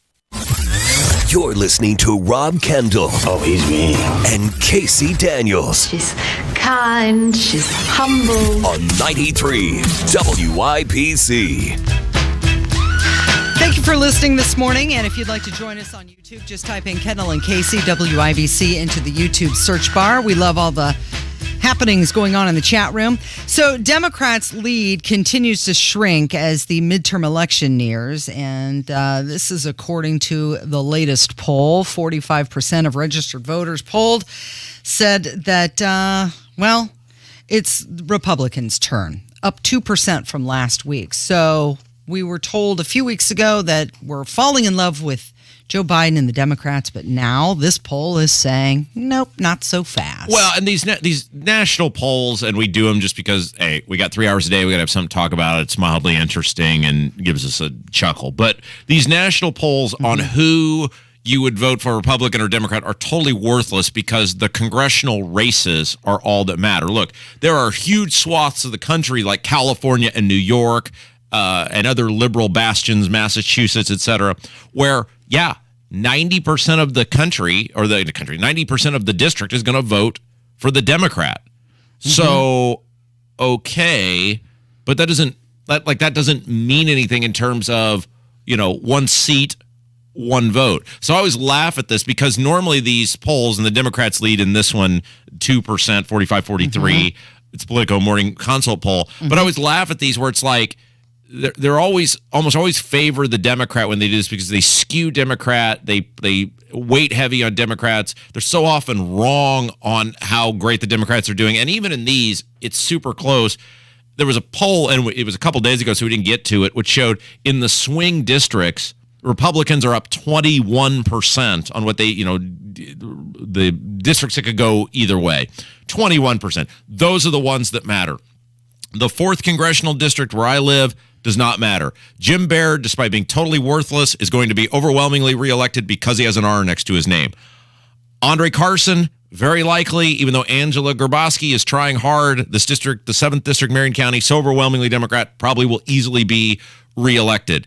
The districts, for the most part, across every state in the union are so gerrymandered that it doesn't matter. There are some that matter, and those that matter, Republicans are up 21%. The one that's interesting to me, though, is Biden.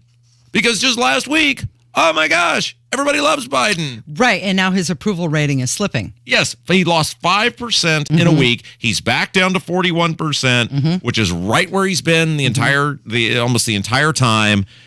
People don't like this guy. Well, the thing that I found interesting, Rob, was that there's 12% of the people who were asked, they say they either don't know or have no opinion. How could you not have an opinion of what is going on in your life? You like going to the grocery store and paying more for groceries? You have no opinion on that? You like it that gas is going back up over $4 a gallon? That's okay with you? You have no opinion of that at all? But that comes back to what we talked about yesterday, which is how do you effectively reach these people who will remain willfully uninformed? And I don't know outside of this platform that I have, and I don't know outside of, obviously we're on the internet and we are on YouTube and on Facebook and on Twitter, and I post there. I feel like I do my part, right?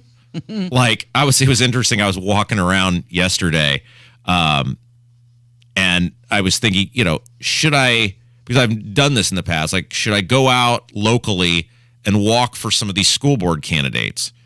Because I'm pretty good at doing doors, which is why I never lose. And I thought, screw that. It's like, I give 12 hours a day to this stuff. I think I've done my part. The world cannot depend on, and every community cannot depend on me giving even more of my time. Like, eventually, people got to think and stand for themselves, Mm-hmm. right? And so many people don't want to think or stand for themselves. Yeah, get an opinion. It's Kendall and Casey on 93 WIBC, and let's talk about Eric Holcomb. Eric Holcomb. This guy. He's going to lead a 9-person delegation to Germany and Switzerland next week. Just thought you might like some yodeling. Why is he not ever in the state? He's going to build on business discussions surrounding medical device manufacturing in Indiana, as well as the state's role in the global energy transition. Global energy transition. Well, that sounds like a green dream sort of thing. Everything with this guy is global. He went to the Davos Forum. Then he's in Taiwan. Taiwan. Then he's going back to Germany. Like, okay, people, listen to me very clearly. Our state has more money than they know what to do with. Who was it that we were talking to? It was I believe Justin Swanson, the guy who is helping lead the push for legalized marijuana in the state of Indiana. And we were talking about the revenue side of things with him. And he told us, he said, we can't make that argument with lawmakers, even though it's an obvious one, like, hey, more money for the Treasury. Right. When you say, hey, legalize cannabis in the state of Indiana, we're going to get all this money, all of this tax money. And he was like, they already have all the money. He said that argument doesn't work matter. with it. There's so much money, they have no idea what to do with it. Obviously, they've got more than they need. Exactly. So you have a state that has more money than it knows what to do with. They're sitting on $1,500 of your money. They gave you $200 of it back and threw themselves a parade.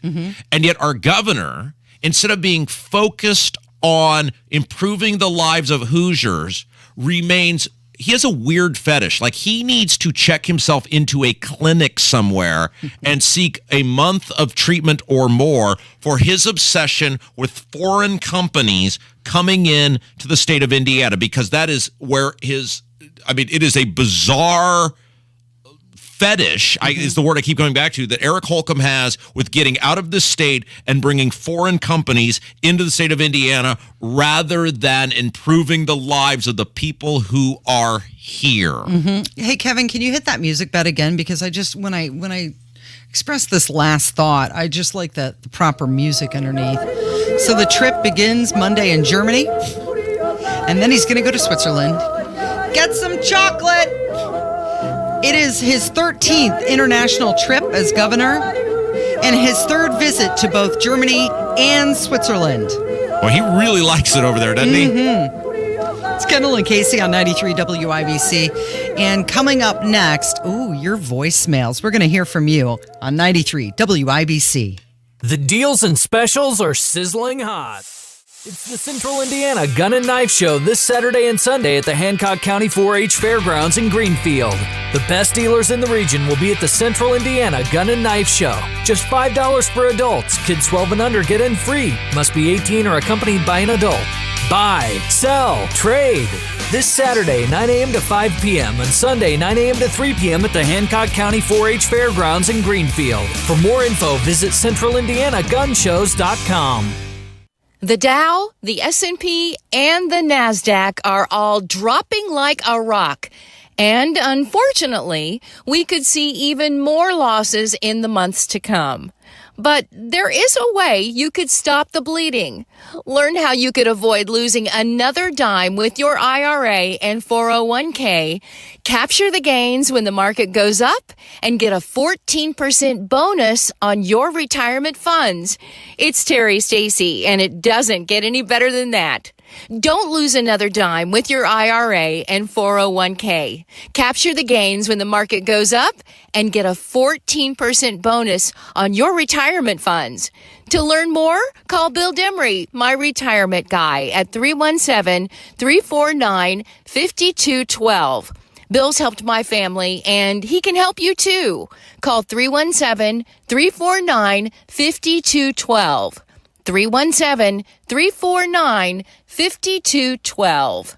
If you want to win at any game or competition, whether it's in sports, your career, your finances, you have to have a solid game plan. Retirement works the exact same way. If you want a winning retirement strategy, you need a great coach, a manager, an expert. And that's where Brian Singer and the Singer Financial Group come in. The Singer Financial Group puts together the pieces of a comprehensive retirement plan to make sure that your retirement years are the best years of your life every day you wake up winning. Singer Financial can help you make the next chapter of your life whatever you want it to be. Go to singerfinancialgroup.com or call 317-852-9153 to schedule a discovery visit. 317-852-9153. Find out how the Singer Financial Group can help you pursue the sweet life in retirement. Investment advisory services offered through registered investment advisors Howard Bailey Securities, LLC, and AE Wealth Management, LLC. Working with Singer Financial cannot guarantee investment success or that specific financial goals will be achieved. Give family a call for your family maintenance plan, 317-577-8077. Maintenance is crucial. Family Heating and Air is your trusted local independent American Standard heating and air conditioning dealer. 93 WIBC Mobile News. On the level, on the go. The search for victims. It's sunny and 54 downtown. I'm Kirk Darling. Here's what's trending at 10:30. Search and rescue operations underway in Florida in the aftermath of Hurricane Ian. We have had the 2 unconfirmed fatalities in the sense that we don't know that they're linked to the storm. I mean, our assumption is it likely is. Governor Ron DeSantis. Indiana Task Force 1 among the rescue teams searching houses for victims. AES and Duke Energy have workers from Indiana there as well to help restore power. The storm will be hitting South Carolina later tonight, say meteorologists. Russia likely getting hit with more heavy sanctions on high-profile individuals and sectors of the economy following this week's referendums in eastern Ukraine, which the U.S. says are shams. The Kremlin announced today that the Russian government will be annexing 4 regions of Ukraine controlled by Russian forces. The European Union proposed an 8th package of sanctions Wednesday, and the Biden administration said it will announce even more in the coming days. The UK has already announced more than sanctions as well, more than 90 of them. I'm Kirk Darling, on the level, on the go, and on WIBC.com. You're listening to the Kendall and Casey Show on 93 WIBC. I'm so sorry. Yeah! I just reached my answering machine. Here we go. I'm not in Now that, and I'm sure you that know this is a song you will only hear right here. Right here. Yeah. Take that, Tony Katz. Rupert Holmes. The voicemail number, 317-684-8444. Rupert Holmes. You know, I only thought he had one song, Pina Colada. Yes, this answering machine was his other. It was not nearly as The big. other one. But it was I believe, a top 40 hit for the Pina Colada song guy. All right, it's time to get to the voicemails. The phone number? 317-684-8444. The one rule, if you use profanity, you're less likely to get on the air because we're lazy like that. Right. So you can call. People love to talk about a variety of topics, and we got some great voicemails today. First one is a person with phenomenal advice. When you go vote this fall, whatever you do, do not be a lazy bum. Do not straight ticket vote. Work through your ballot. Listen. Hi, Kendall Casey. Love your show. Watch it. Try to watch it on my phone every day before I go to work, and it's awesome. I'd love to say that if there's anything you've taught the public, the general public that listens, watches, whatever, is that we should start voting not straight ticket. I think that's the best thing that you can teach people. Don't be lazy about your vote. Don't go in there and just say, well, I clicked one thing and went on. Make it a point to stress vote for the right candidate. And definitely, Diego Morales is not the right candidate in this Republican Party. I don't know what the Republicans were thinking when they nominated him, but they need to be reevaluated. Also, Todd Young is a big disappointment, totally 100%. And today, what he did to vote for that new spending bill just puts it over the top. So thank you, Rob, for all that you do. Casey, love your reasoning, your common sense, your input's always phenomenal. Thank you for your show. I'm so glad you're on YouTube. That's awesome. She's right, 100%. Don't be lazy. It takes about 2 minutes to get through your ballot. work through the ballots. Yeah, I was thinking about that. Sometimes you stand in line and you're standing in line for longer than it takes to vote. So if you're there, take the time and just go through. And like Rob always tells us, if you don't know anything about the candidate, leave it blank. Right. Pass. If the votes are earned, if someone has not earned your vote, don't vote for them. Mm-hmm. Okay. Somebody asked a great question. Obviously, this person, like many of us across the fruited plain, experiencing a bevy of elected officials that are letting them down and underachieving in a dramatic fashion. And this person wanted to know how best to voice their displeasure with that. Take a listen. We love the show. I just want to comment on a couple things. One, Rihanna. I'm mid-50s. I know it from my kids, but she does have a song, Where Are You? It's produced by Dr. Luke. Dr. Luke produced it for Katy Perry, all kinds of people. I like Dr. Luke. Second thing is I agree with you on Todd Young. Robert, speak. I've been calling voicemail for my Congress people. I'm not wasting my time on worthless senators. Although I do call Mike Braun, and I do think Mike Braun is redeemable in terms of, America first, Mr. MAGA here. So would you maybe comment, is that the best way? Emails, do Congress people actually get these? How often? What's the best way to make sure that they do get them? Because a couple of things that I've left messages on, the next thing you know, they're out there commenting on or something's happening. Yes. Good question. Yes. Okay, so there's two ways to deal with this. Your local elected officials, so by this I'm talking state senator and down. So state rep, state house, town council, city council, mayors. Direct correspondence will generally get you a direct response. So the idea of Fred is your mayor, I'm writing Fred, start it with Dear Fred, and put a specific thing in there, you are more apt to get a response because your vote matters to those people a lot more. One angry person can organize against a local elected official, state senator on down, and do harm far more than the upper levels of office. Do not ever send a form letter to any representative. That's a waste of time. I've been it. When I get it, I laugh at them. Jim Merritt has told us that many times. And you file it. You put no effort into it. And if you're not putting any effort into it, I'm not putting any effort in to read it. And Merritt has said they view that the same way. Call and email are the two best ways. Do them both. Always do them both because it's a numbers game.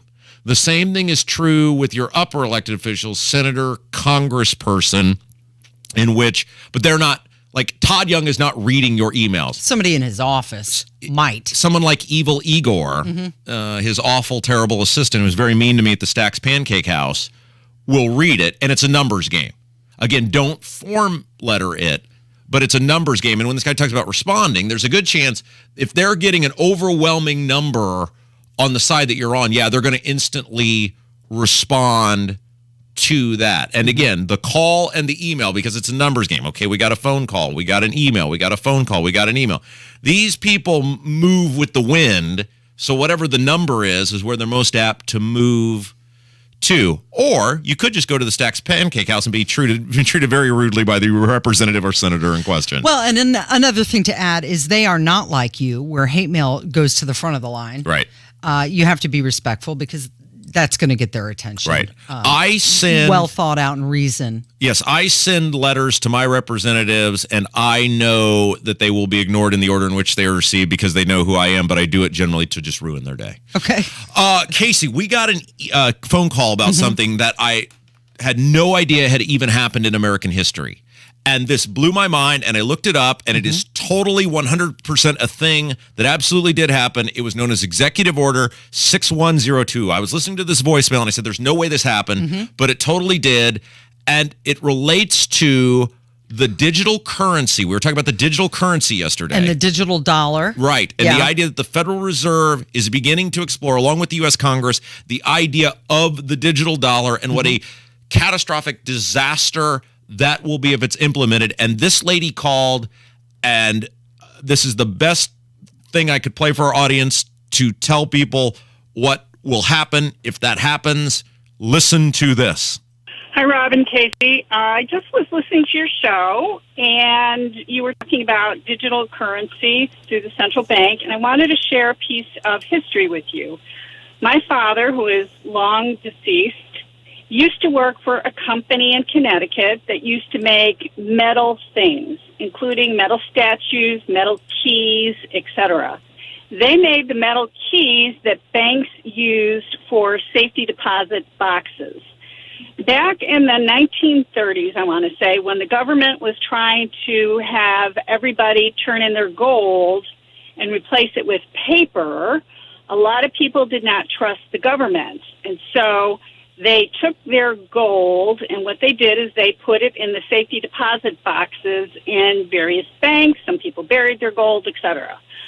Well, the government, if you didn't turn in your gold, they deemed that criminal and illegal. And so the company that my dad worked for, they had to provide all the keys to the safety deposit boxes to the government. And the government then went into all the banks and they opened up all the safety deposit boxes that people had. And if they had gold in it, the government seized it because they considered it to be illegal contraband and it was now theirs. So people back then in the day who didn't trust the government switching the currency from gold to paper literally lost their fortunes, their savings, everything overnight because the government confiscated their gold. So for people who don't think it could happen, all they have to do is check and read the history books. Wow. It's absolutely true. I had no idea. I had no idea that it happened, and it is totally par for the course for this government in this country. That is scary. 1933 is when this happened. Yes. Franklin D. Roosevelt, signed this executive order forbidding the hoarding of gold coin, gold certificates, and gold bullion. Yeah. So just remember, this digital currency thing is not good, and you should be vehemently against it. All right. This person got to go right to the front of the line. There were other better voicemails, but this person really dislikes me. And look, he got a couple things wrong here, and that might sometimes when people get blinded with rage, they don't get all their facts right. But take a listen. Hey, Rob and Casey, love your show. Hey, Rob, you're clueless. Bruce Springsteen, net worth $480 million. Rihanna, $1.4 billion. She's worth almost 2 to 3 times more than Bruce Springsteen. Which what tells you are so out of touch. Everybody knows who Rihanna is. Half the new kids don't even know who Bruce Springsteen is. Why are you a thing, by the way? And if it wasn't for the chicks on the right, you wouldn't even have a show. Love ya. Bye. Wait a minute. Yeah. Does he like you or hate you? Okay, so again, I'm not saying that this person didn't do their research, but Bruce Springsteen literally just sold his entire music catalog to Sony for $500 million. Mm-hmm. So I don't think his estimate that even if Bruce Springsteen had a net worth of 0 before doing that, I think that might be inaccurate. Yeah, but once you have to sell your whole catalog, doesn't that kind of imply that you're in trouble? What do you mean? Like you're kind of desperate to like get no, some I money, think it also could mean that you just want to spend your money. That is true, and he's also older, so he's ready to do something like that. You have an army of accountants when you're worth that amount of money who say, "Hey, you may have campaigned for this clown who doesn't know where he's at and talks to dead people, but your taxes are about to go up. Mm-hmm. Sell now under the Trump administration." He's done building wealth. He would like to spend his wealth. But nothing. Your wealth doesn't matter whether people know who you are or not. I want to see Rihanna. Let's test it. Because Bruce Springsteen is doing a U.S. and world tour right now. Mm-hmm. Every one of those venues is basically sold out. We've talked about how people are outraged over the ticket prices on those. I want to see Rihanna do the same tour. And let's see her sell out every one of those venues and get the amount of money for her tickets that he's getting for his. Your net worth has absolutely nothing to do with your popularity. You're known you could just be better with money. Invest wisely. I'm I'm really interested how everybody is coming out to Rihanna's defense. And it's very cute that he thinks I wasn't known or wasn't a thing before the chicks on the right. That's very sweet. We'll save that conversation for another day. Hey, you know what? I appreciate the chicks on the right and mock because they are the women who came before me here absolutely. at WIBC. So you have to, give them credit. It was, it's great. I'm so glad that they were here and they were very wonderful. Let's go to the last one, the one that I have labeled for the Duke of Smendingburg, because I didn't know this was a thing, Casey, but this voicemail brought so much joy into my heart. Take a listen. My name is Eric Morris, and I listen to you on podcasts, and my favorite thing is that the Duke of Smendingburg is the main ad that comes on most of the time today, so I'm glad, ironically, that he's funding your excellent show. Thank you. I would like to thank Todd Young for helping me earn a living. Thank you. That's perfect. So think about, there is a world in which that ad played before this voicemail was heard. That's great. Thank you very much. It's just like the advertisers, Mike Pence and Greg Pence on the I love it. On the broadcast. I love all of our advertisers. I think they're making great investments in their futures. Thank you for allowing us to distribute this content on the various platforms and get paid to do it. It's 10:45. Hammer's up next with Kendall and Casey on 93 WIBC. Hammer and Nigel show, 3 o'clock this afternoon. The latest on Hurricane Ian and Rob Kendall going off the rails. 93 WIBC. Hey guys, Sunday is right around the corner, and if you are considering a new church home or even a first church home, why not give my friends at Life Church a try? You know, Life Church has a lot in common with the WIBC audience. Life Church cares about the stewardship of our nation, and Life Church does not shy away from addressing the hard cultural issues of the day. Sound familiar? Life Church has campuses in Noblesville, Fishers, Eagle Creek, and Pendleton, in addition to online services. And you can learn more why Life Church might be a great home for you and your family by visiting their website at lifechurchin.com. When physical therapy didn't work, when rest and medication didn't do the job, when your doctor says now's the time, rise up to back and neck pain with spine surgery from IU Health. We offer convenient access to highly skilled spine surgeons from Indiana's only nationally recognized healthcare system. Our team of multidisciplinary specialists work together on the best surgical option to get you back to doing the things you love.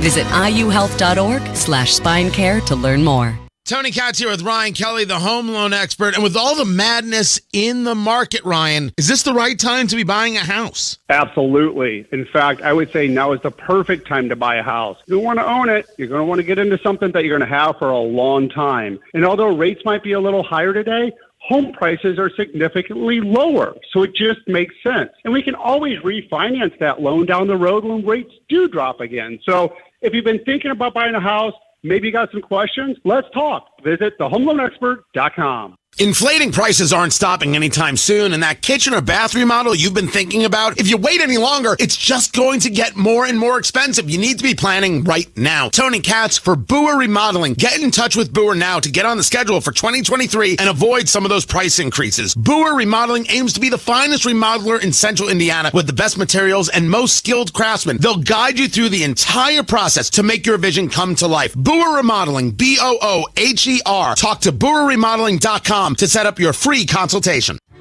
When treating patients with cancer, there's no such thing as too much teamwork. At Community Health Network MD Anderson Cancer Center, your circle of support includes a team of multiple specialists working together to treat your specific type of cancer. There's no better way to put together a treatment plan, and there's no other place to get this level of care in the region. Learn more about Community MD Anderson at ecommunity.com/cancer. Hey, this is Spencer Thompson at Thompson Furniture and Mattress in Columbus. In the last year, we've seen our competition double, even triple their delivery charges. Thompson Furniture and Mattress still delivers for free within 75 miles of Columbus. White glove delivery and setup from the best team anywhere, and it's all for free. Whether it's your Lazy Boys, Smith Brothers, Tempur-Pedic, outdoor furniture, it doesn't matter. It's delivered free. Guaranteed best price plus free delivery only at Thompson Furniture and Mattress in Columbus.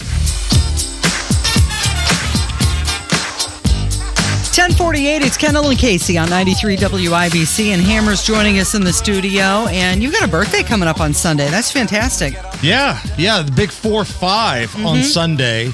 So to quote Tom Brady, man, I'm 45 years old. I got a lot of bleep going on. You know, it's weird, though. I could make a case you're probably more healthy at 45 than you were at 40. I mean, look at you. Thank you. I appreciate that.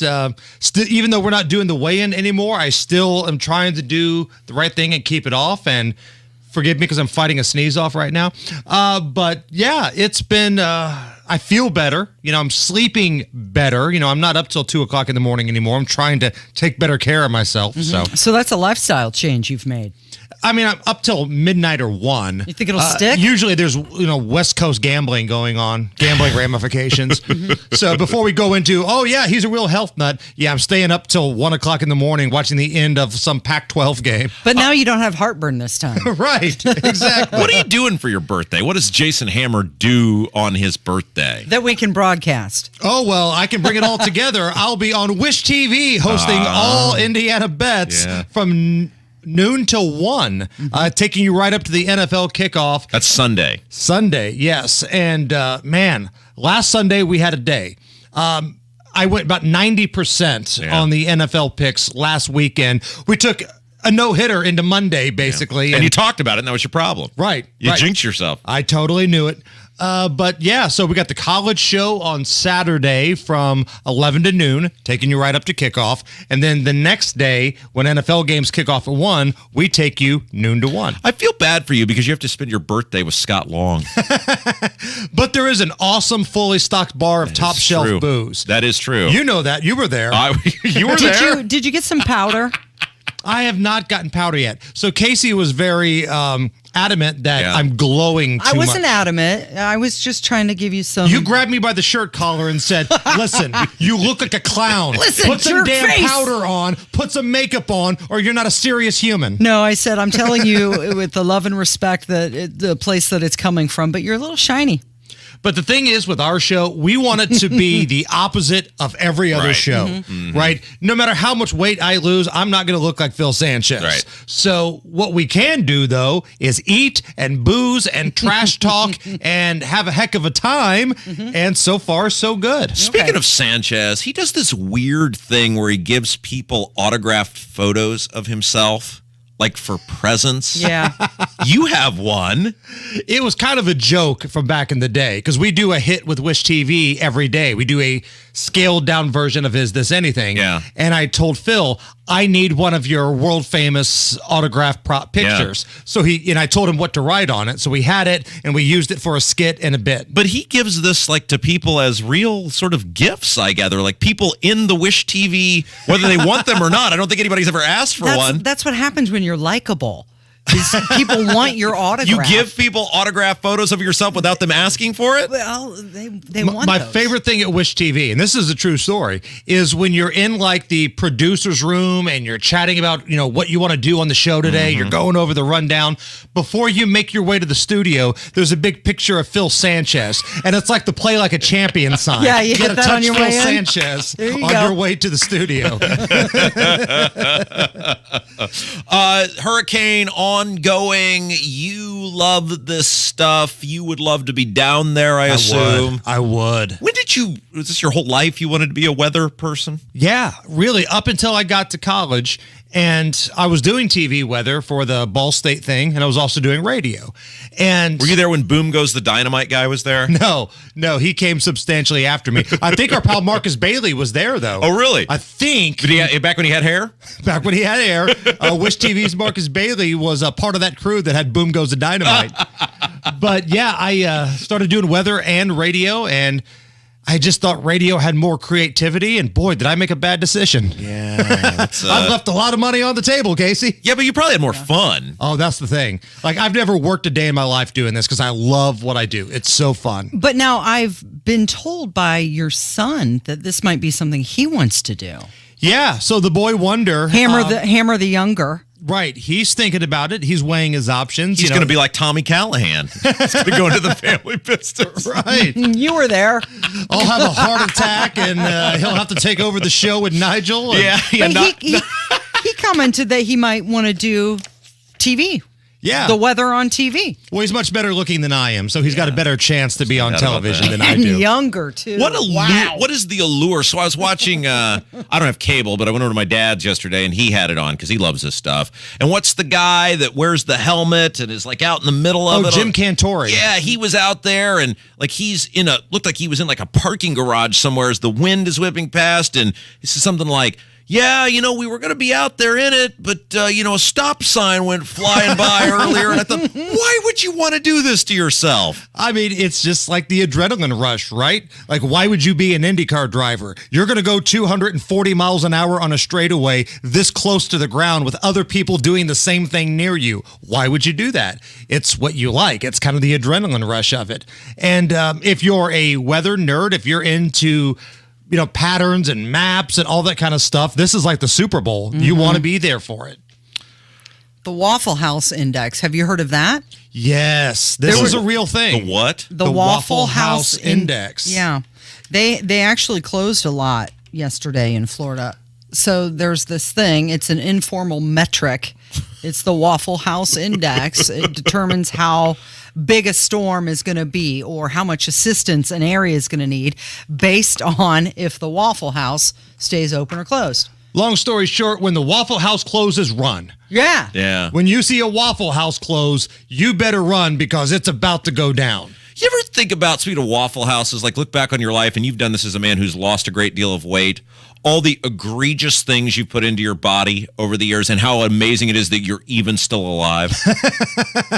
Yeah, man, but the human body fights a lot of this stuff off, right? I mean, it's the best miracle of all time is the human body. I guarantee, and Kurt Darling is laughing, so I guarantee he knows this as well. You are basically putting poison into yourself if you're eating at a Waffle House at 2 a.m., especially when you couple with what you probably did before eating at the Waffle House. Rob, totally worth it. Thank you, Kurt. And I think I speak on behalf of a lot of folks who actually lived life in their early 20s. I've been putting poison in my body for a long time, kid.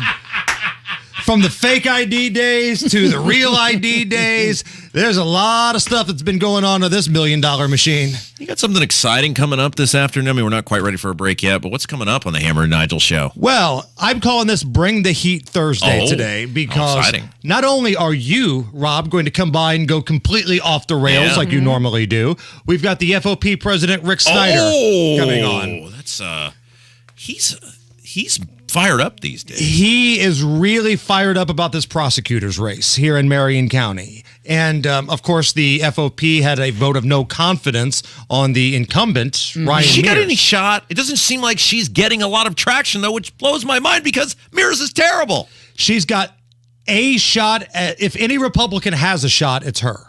Now, there's a huge, and you've talked about this, huge voter discrepancy, registered voter discrepancy in Marion County. But I do know, and I've spoke to a couple business owners here on Monument Circle, folks who have voted Democrat for a long time and folks who have donated to Democrats. Some of these folks have given money to Cindy Carrasco based off the fact that the FOP has said we've got zero confidence in Ryan Mears. They're going to switch. We'll see. I mean, her work is cut out for her, but I think she's got a chance. That debate's going to be huge. Rob, be careful. Yesterday when I walked in the studio with the Hammer and Nigel show, it smelled like beer.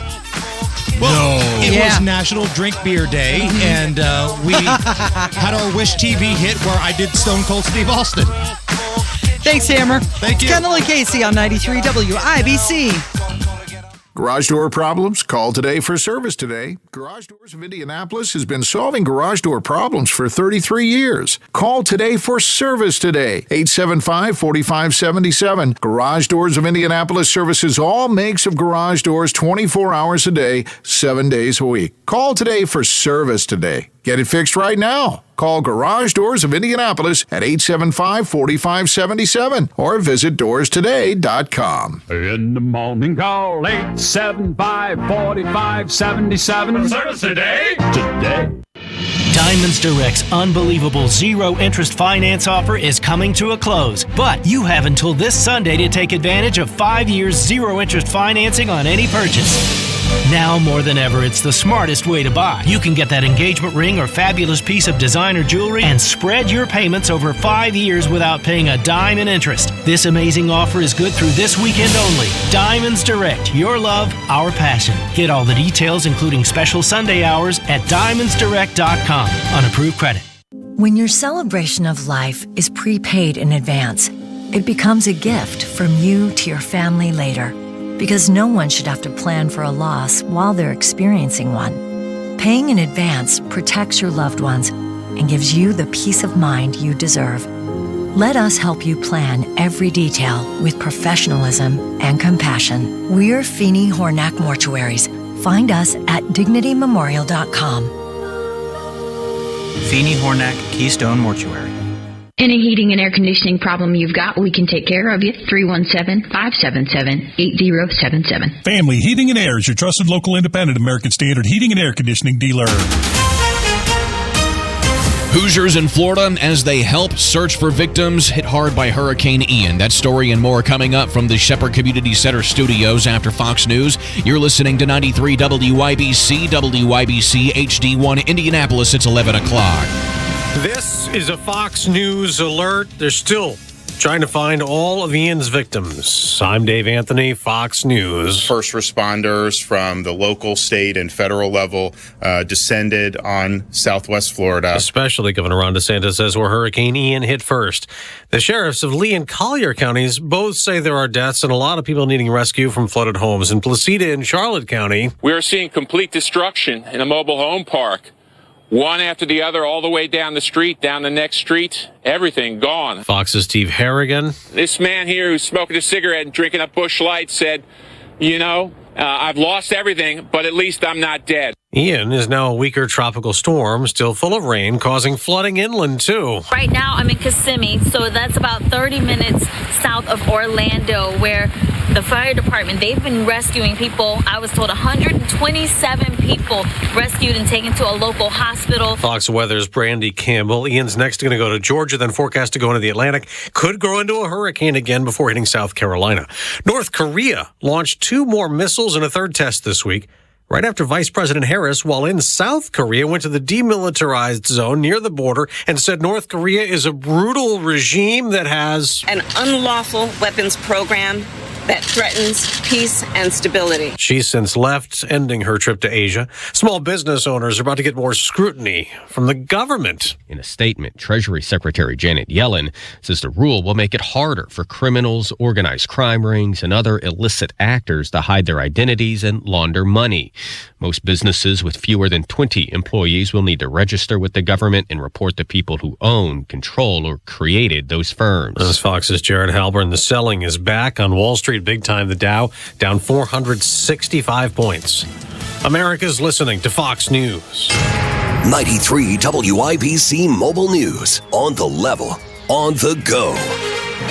Ready to help. It's sunny and 56 downtown. I'm Kirk Darling. Here's what's trending at 11:02. Tropical storm Ian, formerly a hurricane, is producing catastrophic flooding in Florida. Indiana's Task Force 1 is there, ready to help rescue people. Moving our team and heading on into the Lake City area where we're going to stage with the other federal task forces that have been sent to stand by in case they need us for assistance. Task Force Commander Gerald George, who says they have been activated and are searching for victims. Hoosier power workers are also there from AES and Duke Energy, as millions of residents are without power in Florida. State police have ended their search of the Wabash River in Peru. It's a search believed to be connected to the Delphi murders. Troopers are not saying if they found anything in that search, which lasted 5 weeks and started the same day that ISP took custody of Keegan Klein. Klein is not charged in the Delphi murders. The White House responding to President Biden's apparent forgetting about the death of Congresswoman Jackie Walorski. She was on his mind. She was of top of mind for the president. White House Press Secretary Karine Jean-Pierre. Biden, speaking at a food insecurity event on Wednesday, asked, "Where is Jackie?" while acknowledging lawmakers who have done work on food insecurity. Biden set to meet with Walorski's family tomorrow. In 2016, a law was passed requiring abortion providers to bury fetal remains. Monday, that law was blocked. Parker Carlson explains. A federal judge blocked that law, saying that it violated the abortion patient's First Amendment rights and religious freedoms. The law would require the remains from any abortion or miscarriage to either be buried or cremated. And while the judge agreed that the state could have a voice on childbirth versus abortion, they say that it cannot push that belief onto the patient. Parker Carlson, 93 WIBC Mobile News. Colts coach Frank Reich says they've been working out issues with the offensive line this week. We got to execute it better. We got to communicate better.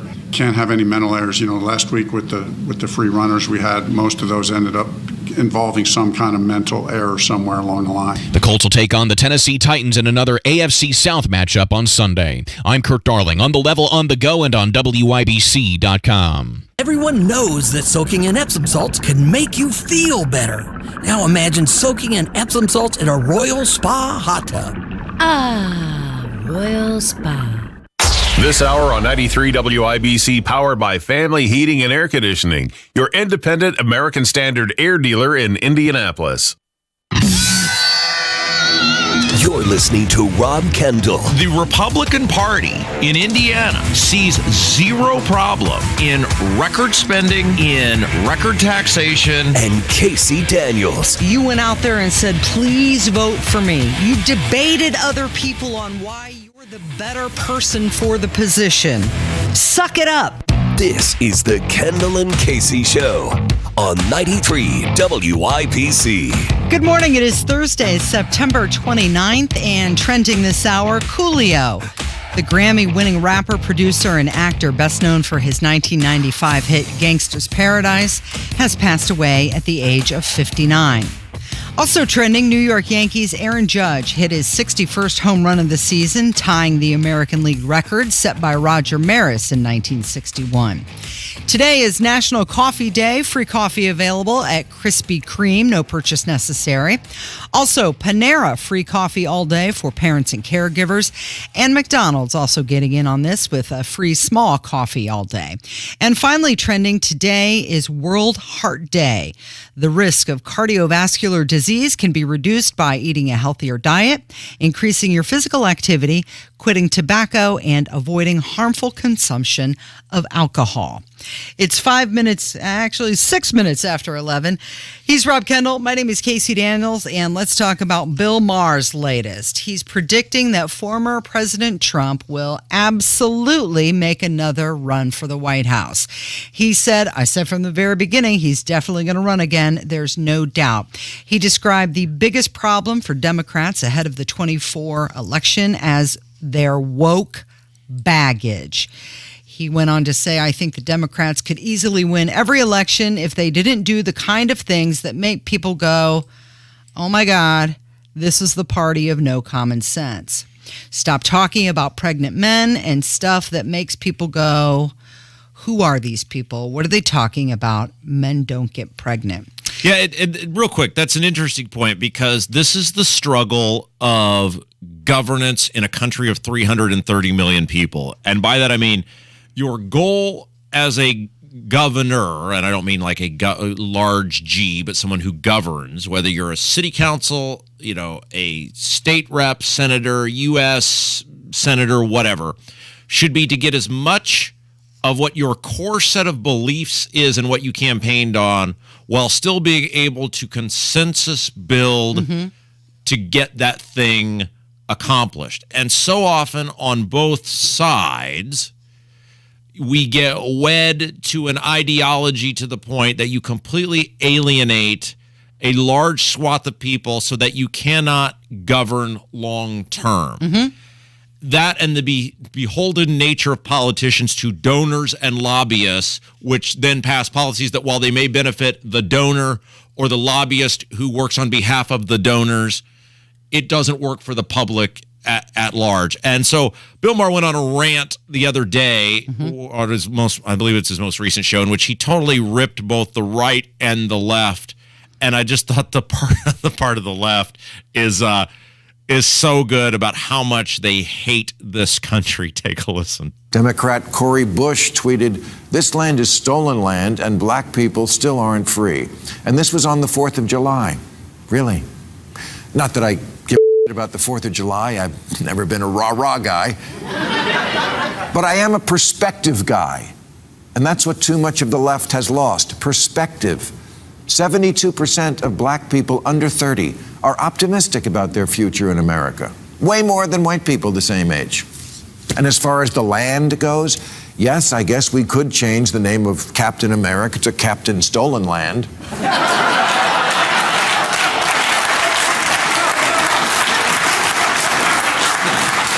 But honestly, to all the people who start every public event now with one of those land acknowledgments where they say, I'm standing on land that was stolen from the proud indigenous people of the Chumash tribe, I say either give it back or shut the up.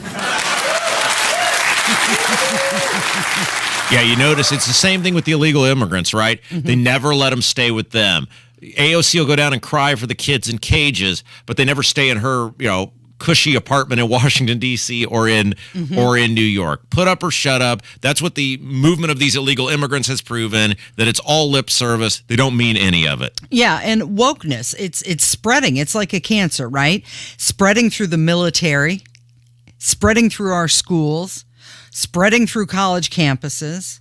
Now it's spreading through the workplace.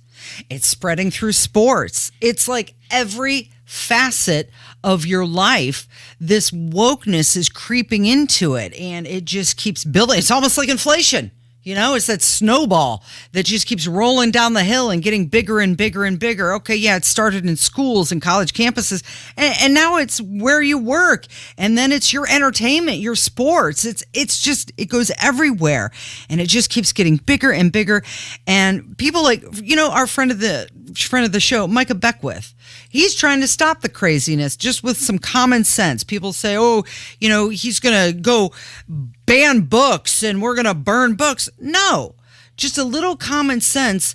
You don't need to have inappropriate books in the library in the children's section. You want to have them in there, that's fine, but don't put them next to the picture books that mom is, Goodnight Moon. Next to pornography, it's just not appropriate. Separate it, put it in its space where it belongs. It's 10 minutes after 11. It's Kendall and Casey on 93 WIBC. Let's talk about the Vice President, Kamala. She's doing her tour of Asia. She said Wednesday that Japan plays a critical role in building resilient supply chains for chips. And she's sinking out to rally the allies in Asia to build redundancies for strategic purposes. She said, we didn't realize about the supply chain issues, Rob, until they shut them all down. A random, confused, accidental act of truth.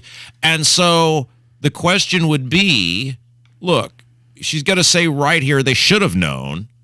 Then why didn't you do something about it? And the bigger question, I guess, for today would be, why aren't you doing anything about it now? So many of these issues were highlighted during the pandemic in terms of what we also know to be the fractures and the fissures in our system, in particular as it relates to the supply chain. Many of us talked about the weakness of the supply chain even before the pandemic. It was almost predictable, but the pandemic brought it to the fore in a very vivid and clear way, which is that we have to diversify our reliance on essential supplies. Japan, the United States, and the world. So we knew there were issues before. Yes. But we didn't do anything about it. That's correct. Yeah. But vote for us. Right. And then we shut down everybody, to flatten the curve. Right, that's correct. Right, that was a short-term thing, which turned into a long-term thing. Right, that's correct. Of course it's going to stop production and logistics. Yes. If nobody's there working, making the things, and then nobody's there to ship the things, right, guess what's going to happen? Right, that's correct. What aren't you getting, Casey? This seems pretty simple. Yeah, affecting everything, fuel, food, all of it. And I got this, and you said don't make you angry, but she kind of alludes to it. She mentions the chips. Oh, yeah. How that has affected us. And, of course, the CHIPS Act was passed, and Todd Young's new ad. Oh. It's a breakthrough ad. Oh. It's being released today. Uh-huh. It's focusing on the CHIPS Act. Oh, you mean the CHIPS Act in which Todd Young teamed up with Schumer and Pelosi and Biden to force through a bill which the Democrats were allowed to pass without reconciliation, which enabled them to use reconciliation on the Green Dream because they still had it available to them, which made multi-billion-dollar companies even richer through government handouts and added tens of billions of dollars to the national debt, which drives inflation. That CHIPS Act. Yeah, that's the one. Todd Young, Republican, is running an ad. Now, I'm going to guess he probably doesn't. We'll have to listen to it. I'm going to guess Todd probably doesn't say, I teamed up with Schumer, Kamala, Pelosi, and Biden to add tens of billions of dollars to the national debt in a giveaway to gigantic corporations. It was very reactionary, don't you think? I mean, not proactive at all, because she just told us they knew this was an issue. Well, and this is what it comes back to, and I'm going to be very curious when Abdul's poll comes out to see. We'll say this, Casey, because I think Abdul said his poll is going to come out. We'll see how effective this radio show is when that poll comes out on the Todd Young, Tom McDermott, James Syniak Senate race.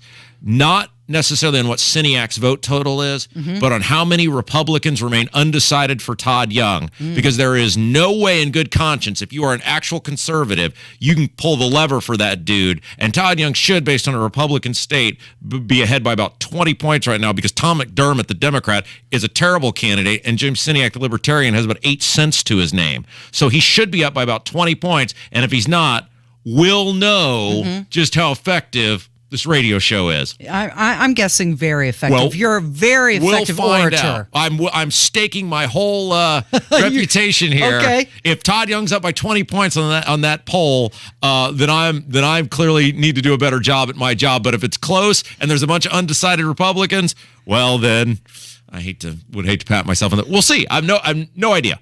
But the point is, how in good faith can you vote for that guy when you're telling me not only is he doing it, but he's running ads, bragging about, and he just voted again with Schumer and Bernie Sanders and Blumenthal and Mazie Hirono and the rest of the radical Democrats to fund the government with new record levels of government funding, adding to our new record levels of government debt. Like, if you're a Republican, call the voicemail line, 684-8444. I would be so fascinated to hear from a Todd Young voter, 317-684-8444. We'll put you on air tomorrow as long as you abide by the rules. Tell us why you're voting for Todd Young, and I'll be fascinated to know if it's anybody other than I'm completely fearful of having a Democrat in there. And if that's the only reason you're voting for the guy, what a pathetic, miserable, sad way to go about your existence. Okay, so he's releasing this new ad, and last week and the couple weeks before, he was on the I'm Against Inflation train, right?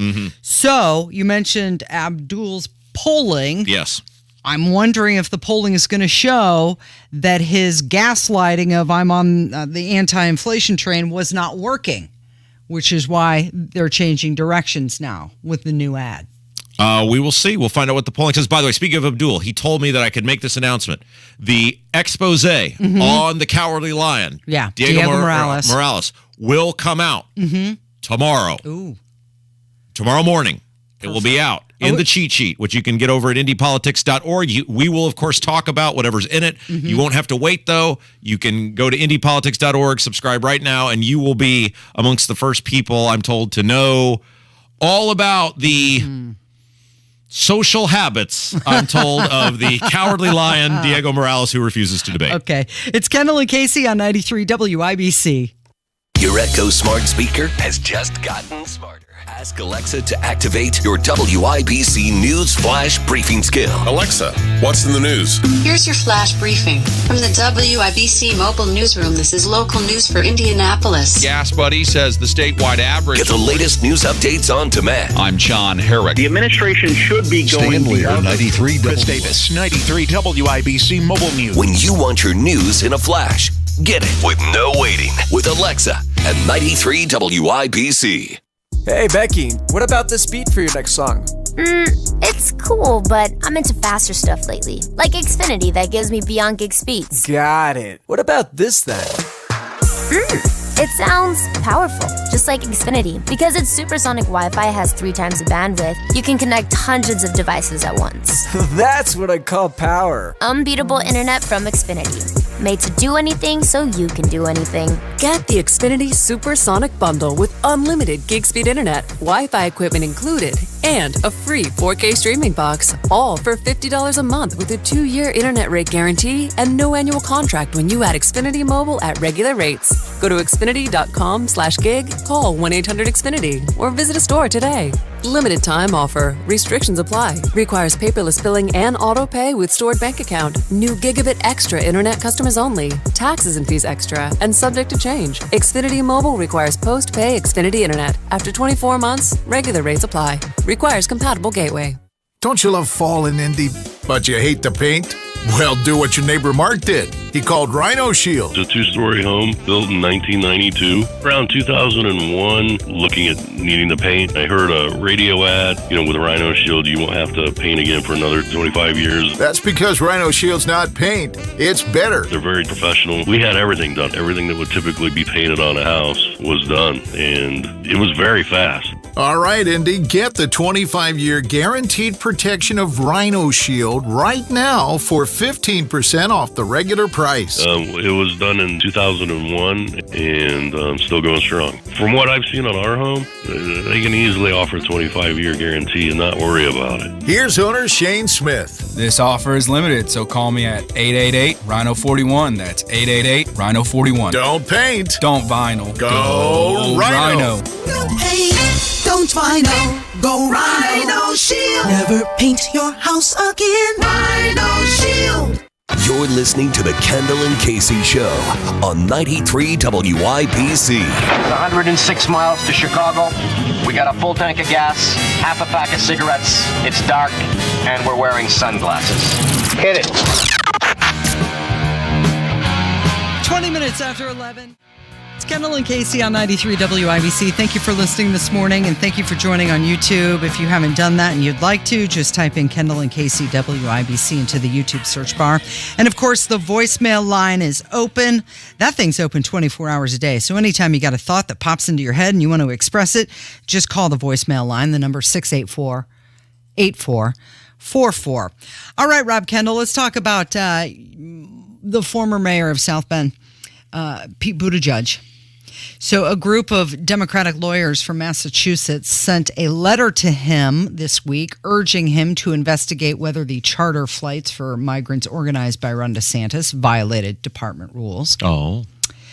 He's returning to the crucial general election battleground state of New Hampshire. He'll be there on Saturday. He's headlining a major state Democrat Party fundraising gala. Now, that's weird, Casey, because New Hampshire's where you go if you're running for president. And it's so weird because Biden said he's running for president again. So why would... By the way, people who get mad that I pick on Republicans too much, you're going to love this segment because we're about to talk about Pete Buttigieg. And this guy is everything that's wrong with politics, and he's everything that's wrong with this country. He was a horrific mayor of South Bend. Casey, you lived there. Mm-hmm. Would you like to tell me about the utopia better known as South Bend, whether it's infrastructure, government accountability, or the state of the city as a collective? You worked and lived there for years and years and years. Mm-hmm. If I use outside of the Notre Dame campus, which is not technically even a part of South Bend, and a hospital, is hellhole too strong of a word to use for South Bend? If you head downtown, it's not so great. Okay, thank you. This guy sucked as a mayor. Mm-hmm. What I saw when I went to South Bend when he was running for president, because I wanted to see for myself all the hype around this guy. I want to see the South Bend miracle. It was awful. Like if you said, Rob, you're being, if Urban One came to me now and said, Rob, you're being transferred to South Bend to continue your radio career. Nope, I'm going to work in a warehouse. I'm going to hang up my headphones. You couldn't pay me enough to go there. And so what happens to the guy? Well, because of his sexuality, which he made the issue, not us, he is now lifted up onto this pedestal like he is somehow qualified. You couldn't even be a mayor, much less a governor, a senator. No, I'll just skip all of that, and I'm going to go straight to the president of the United States. Mm-hmm. And the guy does moderately well, I guess, in Iowa. Nobody actually knows what happened in Iowa because that was a complete disaster. But the point is, by a couple weeks later, he's losing horrifically. And so he conspires along with Amy Klobuchar and everyone else basically still in the race, not named Bernie Sanders, to get out of the race. And magically at the same time, all these people just endorsed Joe Biden, who, whether even back then, it was sketchy whether he knew his name half the time.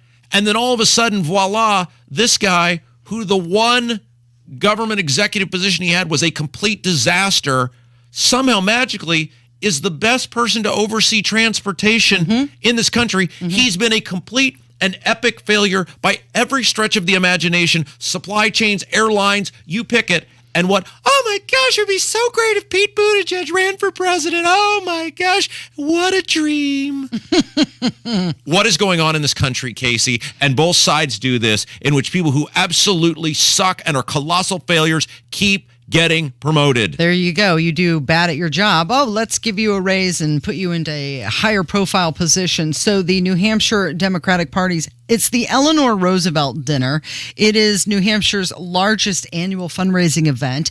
And the state party chair said that over 750 people are going to be attending, called it the largest event of the season. And it's going to be attended by more people, Rob, more people than since 2020. You get all the way back then. So we have to play this biggest one ever. We have to play this clip of Pete Buttigieg again, just being completely ridiculous. But before we do, it's a reminder to people: you get the government you deserve. These people do not happen in a vacuum. They don't rise to power in a vacuum. You have to vote for them. And it just is beyond me why the Pete Buttigieg and Todd Youngs of the world are apparently, as a society, what we have accepted as the best we can do. We have 330 million people in this country. Why do we let these brutally incompetent, colossal failures rise to such levels of power and keep promoting them and keep keeping them there? I don't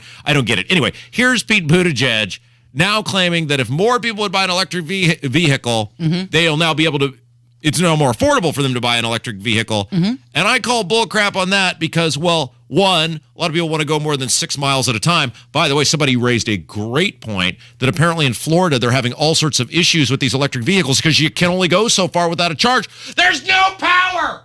Right. Yeah. So have you seen the videos of the charging stations in California that are hooked up to a diesel generator? There's like a row of cars that are sitting there charging, and then the camera goes around the back, and where are they getting their power? From a diesel generator. And then, a reminder, the average cost of an electric vehicle is roughly $67,000. Here's the transportation secretary. Includes EV credits to make electric vehicles more affordable, used as well as new. We're excited about that because, a lot of Americans could be saving a lot of money by owning an EV, but only if they could afford it. This makes it cheaper. Oh, only if they can afford it. Only buy one if you can afford it. Well, that's some solid advice there. Casey. Yeah. I would like to take a real career risk when we come back. Oh. Kevin was desperate to talk about a topic earlier this morning. Yeah. And look, I trust Kevin. He is a man of sound judgment. He is a world traveler. He has been educated abroad. And so I think as we continue to prop up and promote Kevin's future at this radio station and his involvement in the show, we should give him an opportunity to see whether he's picked a good topic or not. Okay, he did tell me, I've got a hot take on something, which piqued my interest. So we're going to hear it next. Don't blow it, Kevin! 93 WIBC. There's nothing more important than time. Time for you and time for family. If issues like high blood pressure or high cholesterol run in your family, make time for highly skilled heart care too. At Indiana University Health, you can book a same-day appointment with the state's most preferred provider of cardiovascular care.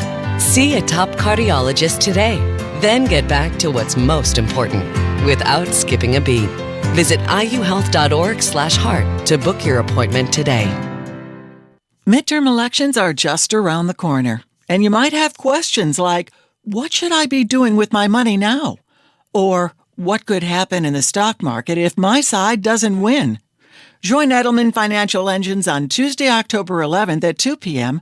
or 8 p.m. Eastern for our brand new webinar, The Elections in Your Portfolio, Separating Fact from Fiction. You can register now at efewebinar.com. You'll learn how the midterm election results can impact the stock market based on decades of market data. And you'll learn how to help position your portfolio for the elections and beyond. Don't miss this important and timely webinar. Join us for The Elections and Your Portfolio, Separating Fact from Fiction, on Tuesday, October 11th at 2 p.m. or 8 p.m. Eastern. There's no cost to attend and no obligation. Register now at efewebinar.com. That's efewebinar.com. Edelman Financial Engines. From here forward.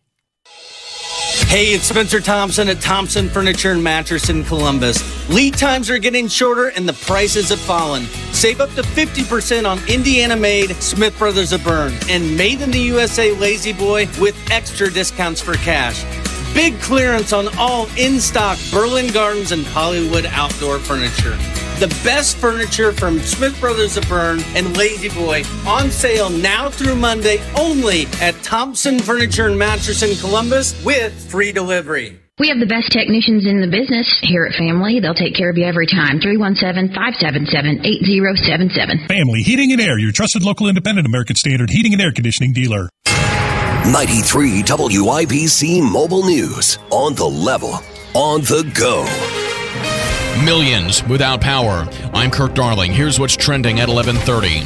The mayor of Fort Myers, Florida, says 96% of the city is without power. That after Hurricane Ian blew through between Wednesday afternoon and this morning, leaving behind record-setting flooding. It's a tropical storm now back out in the Atlantic, and it could do an about-face back towards South Carolina and Georgia. We should not take anything for granted here. This team is certainly not. And I would urge Georgia citizens to be over-prepared, and hopefully this storm under-delivers. Georgia Governor Brian Kemp. Vice President Kamala Harris is calling for the complete denuclearization of the Korean Peninsula.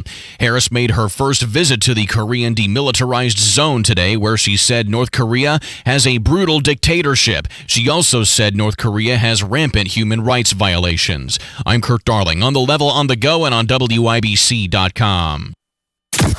You're listening to the Kendall and Casey Show on 93 WIBC. So it's never easy trying to figure out who is the best at something, especially when it comes to music, because we all have our own tastes and preferences. We all know that Rob has an affinity for Bruce Springsteen. Some people like The Boss, some people don't. But what about the best rock drummers of all time? Many aspects to consider. You got style, flair, technique, showmanship. They all play a part. Then there's the look and the feel. And then there's the actual playing. Are you any good? Can you keep a beat? Well, New Arena has come up with the list of the 25 best rock drummers of all time. And this caught my attention because, well, we've got a drummer here in the studio with us every single day. Kevin. Drummer extraordinaire of Uno Gold. By the way, Kevin, your band, if people would like to learn more about your band, which plays throughout the greater central Indiana area, well, how can they do that? You can find us at our website on unogoldband.com. Can they book you?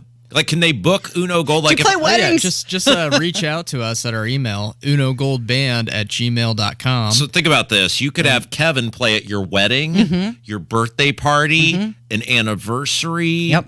Yeah, we mostly play dive bars, but, we've never done your a wedding. Dive bar? Dive bars? Yeah. Uno Gold is phenomenal. And yes, as you said, Kevin is the drummer in the Uno Gold band, which is a three-piece band, correct? Yes, correct. Which, puts them right up there with the Jimi Hendrix Experience. Exactly. Wasn't Cream, I think, was also a three-piece band. Rush, I believe, is a three-piece band. So, three-piece, you've got you on drums. I assume you have a guitarist and a bass player? Yep. Yeah, Okay. guitarist, bass player, guitarist, he sings lead. I sing backing vocals. Now, is that hard when you're drumming to sing? Because aren't you trying to count off the beat? Or do you use the lyrics to help you count? I don't really count. I just kind of get a feel for the beat. But yeah, were you asking about the singing at the same time? Yeah. Yeah, so it is a little tough in the beginning. Don Henley. Yeah. Yeah, it's tough in the beginning, and I definitely have to kind of make the beat a little simpler to be able to do it at the same time. Do you sing on every song, or is it just a selection on the playlist? Not every song, but I'd say probably half of them. And the ones that you do sing on, you're saying you simplify the beat. What about the ones that you're not singing on? Is that you get a little bit more? Yeah, I get a little more crazy. A lot of He's lot up there more on the drum hi-hats. fills. Yeah, like, so it's like when you're singing, you're more of a Charlie Watts type of drummer. When you're not singing, you're Right. Keith Moon, John Bonham type drummer. Yeah, exactly. I understand. Yeah. Yeah, I got it. Okay, so have you reviewed the list of the top 25 rock drummers of all time? We've got Alex Van Halen on there. Ooh, Tommy Lee from Motley Crue is on it. Yeah. Let's go to the top 10 because I think, and I don't know totally if they went off of you were in a famous band as a drummer or you were a great drummer yourself, because the top 10 is okay except for one. There's one that's highly egregious. I think I'm going to be able to guess this. Okay. Is it Ringo? Yes, Ringo Starr is number 10 on this list. And there's no way other than you just happened to be in the Beatles. I mean, this guy was so bad that towards the end, Lennon and McCartney were just like, screw it, we'll just do it ourselves. Like, they play the drums on a whole bunch of songs on the final albums. Yeah, he's got kind of a reputation for being a sloppy drummer. And I think he did famously say that he never likes to practice. Well, he plays like it. Sounds like it. I will say in the description on this list, it says he may not be the most innovative or technical drummer. No which kidding. I agree with the technical part, but I think like his innovation is probably what would make him stand out. What innovation in playing the drums? Like, yeah, like I think he just Keep had going. very creative, interesting beats, especially for that time, that really served the song, which I think is probably the most important thing for drummers. All right, let's operate from the top 6. And the one that I will say I think they got wrong, and this is where my question of, are you just a drummer in the sense of you're in a famous band, or are you a drummer because you're a great drummer? Like Charlie Watts is number 4. I think that's too high. That is. Like, what did Charlie Watts ever do on the drums? Charlie Watts, drummer for the Rolling Stones, for those of you who don't know, who you would say, wow, that was innovative, it was groundbreaking, it was hard, it was... And then they've got Keith Moon of The Who at number 6. And so... You think Keith Moon should be higher than Charlie Watts? Well, I think... Look, I'll defer to the expert here. Kevin is the musician in the group, but there's no way if you were to like instantaneously say... Keith Moon versus Charlie Watts. Who wins a drumming grudge match? Yeah, Keith Moon's a lot more memorable, I'd say. Yeah. Okay, so their top 5, Keith Moon is at 6, is Bill Bruford of Yes and King Crimson, a kind of an obscure, in terms of you were to stop the average person on the street and say, tell me the drummer of Yes and King Crimson, probably could not do that, but a pretty good choice when you think of the actual role that he played in those bands. He's a prog rock drummer, and that can get pretty technical. He was a what? Prog rock, like progressive rock I see. drumming. Yeah, okay, you're using the lingo here. He's so hip with his vernacular. Charlie Watts was 4 from the Rolling Stones. 3 was Ginger Baker from Cream. No argument. You got to be good if you're going to team up with Eric Clapton. Yeah, I think that's well deserved. He's heavily influenced from jazz, which I think jazz is like the superior form of drumming. That's interesting. You know, when I was in college, my senior year, well, my 6th year, which I guess was my senior year because, I didn't take out student loans, which was now clearly an egregious mistake. And I had paid cash. You made a as I went. mistake. Sorry about that. I actually took a class, my senior year, it was a 400 level class. Can you believe this? It was the history of jazz. Really? And the whole class, now what happened, and this was terrible, the guy who was teaching the class passed away before the class started, so they had like a grad student assistant teach the class, and he was like, screw this, I got summer vacation to worry about. So basically the class centered on going to the Jazz Fest and writing a paper about the Jazz Fest here in Indianapolis. That was like our final paper. But I think that's interesting that you say jazz is the superior form of drumming. Oh, yeah. I mean, originally I thought this list was like all drummers of all genres. And so I was wondering, why is Buddy Rich not on there? Why don't I see Gene Krupa or Elvin Jones. He's just reeling them off. Those are the real godfathers of drumming. You know, there was a time my grandfather used to tell me that whistling was considered a musical form too. My grandfather used to tell me about whistlers that he used to go. I'm serious. You look him up. The dude's name was Elmo Tanner, and he used to talk about this all the time. Back in the 30s and 40s. He's the best whistler out there. In downtown Terre Haute, I used to go see Elmo Tanner, and sure enough, looked the guy up. I thought it was like, it was later in life. I thought maybe he was, imagining or forgetting, and sure enough, there was a guy named Elmo Tanner, and whistling they had albums. Well, during the Depression, instruments weren't easily accessible, so yeah, I just made that up. I'm just kind of guessing. Oh, it could be. I just made that up. Yeah, I just imagine that's why a famous whistler. You should trust all of Kevin's musical analysis as he just admits, I'm making it all up. I made that up. Well, no, you just said, you were obviously influenced by jazz music. Oh, I'm not making that part up. That part, I know about that. Well, that's like a lot of guitarists influenced by Spanish guitar. Right. And they, flamenco and right, stuff like and then that. they take that and they put the rock twist on it. And the better guitarists are probably people who can play more of the Spanish style. Yeah, for sure. When you're practicing, you're out there, what are you, in the garage or down in the basement or wherever you're practicing? Do you practice just the songs that you play, or do you practice different styles like a jazz? Yeah, I've got like a playlist of different styles. Sometimes I'll practice to jazz. I've got like an old, got like songs from the 60s. Like I've been practicing to Spill the Wine. Oh yeah, because we played it on the show. Mm-hmm. Yeah. And the monologue from Spill the Wine is one of the great, what would you call it, stanzas would that be correct? Yeah. In music history. It's inspiring. Number 2, hard to argue with this one, Neil Peart of Rush. Mm-hmm. And I think, again, as we talk about, isn't it interesting that both Ginger Baker of Cream and Neil Peart of Rush, because Rush, correct me if I'm wrong, is a 3-piece as well. The 2 and 3 are 3-piece people. And also, if we go way up here, Mitch Mitchell of the Jimi Hendrix Experience is number 8. So isn't it interesting, because the drums are such an integral part of a 3-piece group, there's 3 of them in the top. They're ranked higher. Right. Well, and Stuart Copeland. The Police are a 3-piece as well. Police as well, Stuart Copeland is number 7. Number 7. John Bonham, number 1. Yes. Well deserved. Yeah. Isn't that universally, isn't John Bonham sort of like, if you were to say, who's the greatest baseball player of all time? It's Babe Ruth. Who is the greatest basketball player of all time? It's Michael Jordan. Hockey, Wayne Gretzky. Yeah. Football's a little different because of different positions, et cetera. Isn't John Bonham sort of the equivalent of those people when you ask, a person who is the greatest drummer of all time? Wouldn't you get the same answer to be John Bonham of Led Zeppelin as you would the people who would say those sports figures? Yeah, for sure. I would think so. Yeah, and Bonham, talking about going back to the jazz thing, he was also very influenced by jazz. Used a lot of triplets. You familiar with the triplets? No, tell. Is this some sort of musical I don't mumbo know if I can jumbo? break that down, but it's just a little technique that he got from jazz. So I saw the first concert I ever went to was I was in junior high school. My dad took me, this must have been 1997, to see Robert Plant and Jimmy Page. They had teamed back up at Market Square Arena. Was your first concert? The first concert I ever went to. Good for you. I was would have been 7th grade, so what would have been? I've been like 13. Robert Page and Jimmy Plant got back together.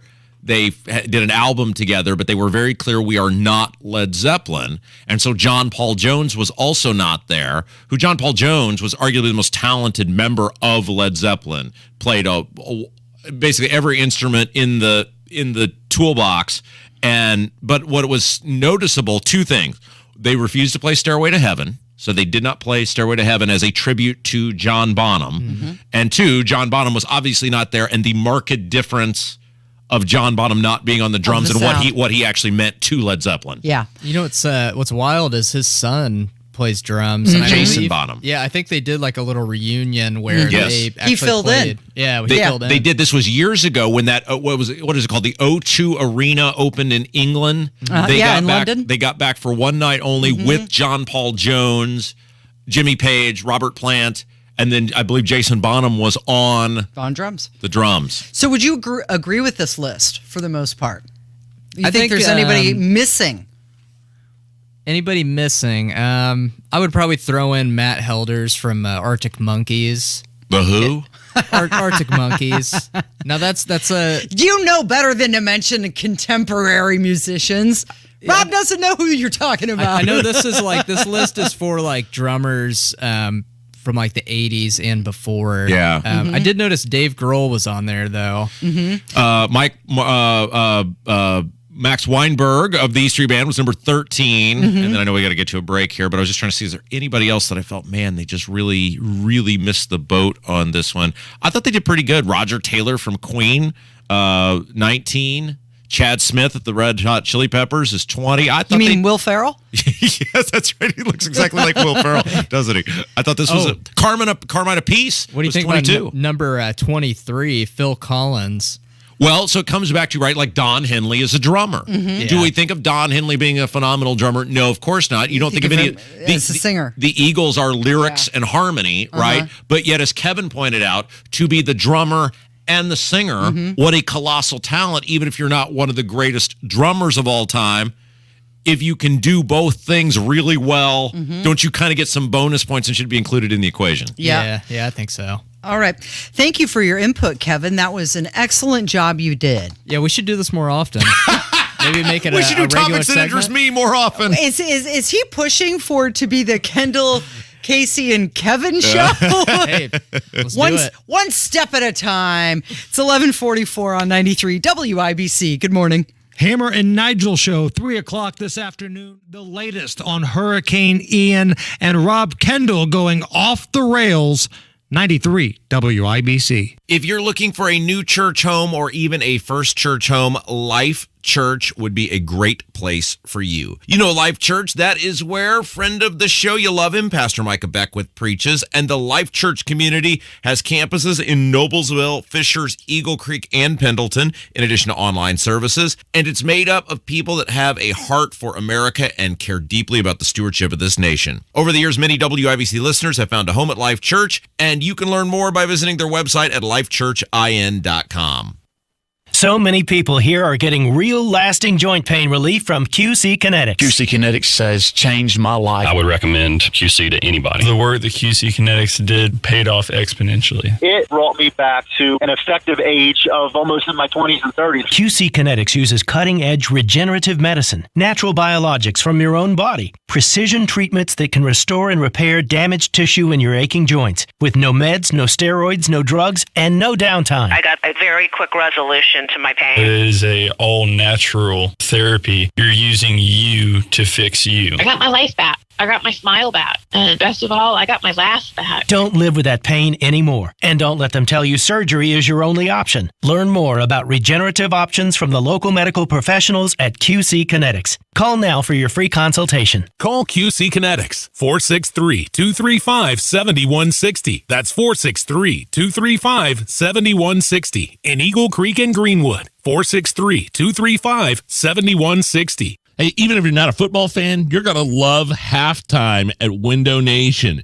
Right now, score new windows for your home at half the price. Get 2 free windows with every 2 you buy with no payments until 2025. And at that rate, you could take it to the house, the whole house, and only pay for half. Window Nation's professional team has drawn up this winning game plan to save you money now and for many seasons ahead. Their beautiful, energy-efficient windows are expertly fit to your home by the installers who average more than 15 years of experience. They've tackled over 250,000 projects and saved homeowners millions of dollars on energy bills alone. With another brutal winter on the way and energy costs continuing to skyrocket, these incredible savings couldn't come at a better time. But Window Nation's halftime is for a limited time. Make the call today and get 2 free windows with every 2 that you buy and pay nothing until 2025. 866-90-NATION or go to windownation.com and tell them Hammer and Nigel sent you. I was once out strolling one very hot summer's day. Don't spill the wine. Drink the wine. Love the God above all and let the world be the world. Is it weird that the phrase long-haired leaping gnome, but I just love that phrase. Apropos of nothing. Excellent imagery. It is, right? It's great. It's Kendall and Casey on 93 WIBC. So let's talk about Jesse Ventura. He was looking back at his unconventional path to winning the Minnesota governorship. And he explains why he would take a similar approach if he were running for president today. He says that a strong candidate, it takes a strong candidate to take on the two-party system. And he goes on to explain why he'd run against the Republican and Democratic parties instead of a specific candidate. This is one of my, every so often on this show, and we've busted this out through various forms of the 9 to noon time slot. I played it every so often when the women had the show. What was their names? The women who had the show. The chicks. The chicks on the right, yeah. Right. And then when it was Mock and Rob, I'd bust it out every so often, and it's because it's a great reminder.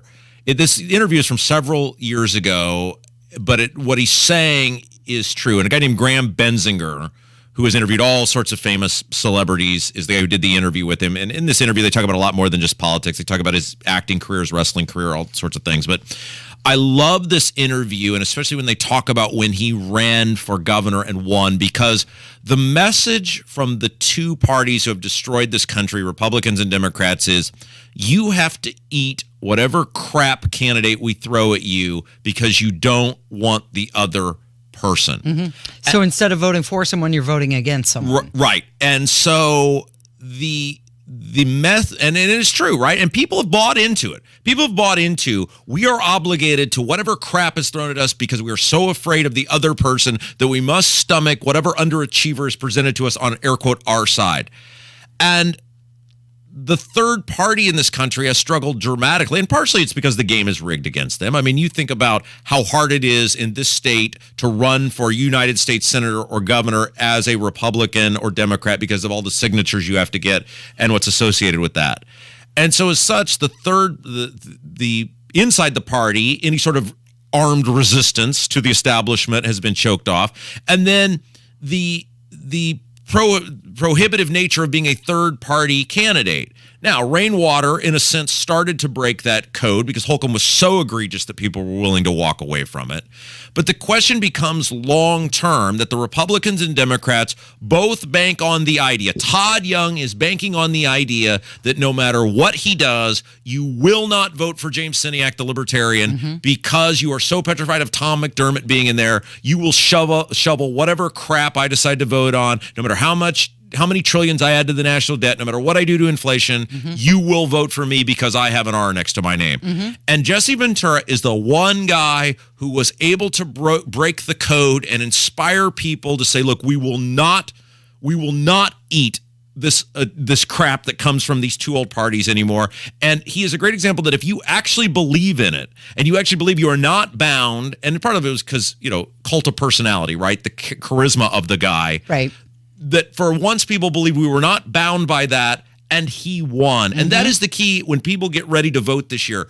You've got to think, what do I deserve? Because the politicians will treat you exactly as you deserve to be treated. And so I just, every so often in early voting, get ready to start, I bust just part of this. It's a long interview, but I bust it out because it's so great on how if you believe you deserve better than Republicans and Democrats, you can get it. Take a listen. What made me governor was I was doing statewide talk radio, and in the 90s, economic times were great. Everybody was making huge money. Well, the state of Minnesota had, I think, a $1 or $2 billion budget surplus. In other words, they set a budget, and because taxes and the economy was so powerful, they brought in $2 billion more than they needed. Well, you know what they did with it? Spent it. They had no right to do that. That's our money. I was outraged over that. So I said, maybe I ought to run for governor. Oh my God, it took off like wildfire. And then I was caught. I had to do it. Why do you think you were able to win given how much less money you spent campaigning compared to the other candidates? Because I was allowed to debate. They made a fatal error. You notice they haven't allowed anybody since. No third party's been allowed to debate since I won. And I loved what you said in one of the debates. The moderator asked you some question, and You just didn't know the answer to it, and you said as much, as opposed to trying to Well, I didn't. BS your way through I it. remember the question they asked me about the IRRB, which is way up on the Iron Range. It's a government within the government. Well, nobody down here in the city is going to know what the hell the IRRB is. I didn't know what. I says, I don't even know what it is. But I said, if it's important, I'll learn about it. The crowd erupted in applause and cheering because they saw someone who wasn't bullshitting them. They saw someone who got up. Did you know I never used a prepared speech my entire run for governor? I didn't have speech writers. I didn't have what do they call it? Spin doctors. We didn't even do polling. We didn't bother. We didn't have the money to do any of that. Sounds awfully familiar, right? Like the stuff he's talking about, like how the government has collected so much money that they can't, it's not to fund the government anymore. And that's exactly what's happening in this state. These clowns at 200 West Washington, which the clowns are the Republicans because they run everything, have collected so much of your money. It's your money. They stole it from you. They have no use for it. And instead of giving it back, they should be on an episode of Hoarders, and they should seek treatment in a high level facility for spending addiction. It's happening all over again. It's no different. But they bank on you not believing in yourself that you will walk away from them. And so every so often I just bust that interview out because he is proof, and he's a little different than most people. But if you believe you deserve better and you will punish these people accordingly, you can make a difference. He was very authentic. Boy, did he sound like you. A couple things that he said. It might as well have come out of your mouth. But he said he was allowed to debate. And that struck me because he was allowed to debate. And here we've got a guy running for Secretary of State who won't debate. Yeah, it's People crazy. are asking, debate, come on, answer some questions. And Jesse Ventura is saying that he was allowed to debate.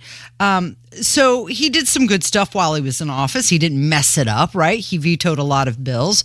His greatest achievement were his appointments, in particular the judges that he appointed. So what do you think, Rob? Did Jesse Ventura do a better job at running for office or being in office? The problem Jesse Ventura had is he had no allegiances in the government, and it made it very hard for him to accomplish things that he wanted to do. Now, he did fulfill his campaign promise, which was the Jesse checks, which he sent the surplus back to the people. But his biggest problem was that the Republicans and Democrats both said, we're not working with this guy because he's not one of us. He's an outsider. But you've got to start somewhere. You've got to start storming the Bastille, not actually storming anything, but you have to start letting these people know somewhere at some time you're not going to eat what they shovel down your throat anymore.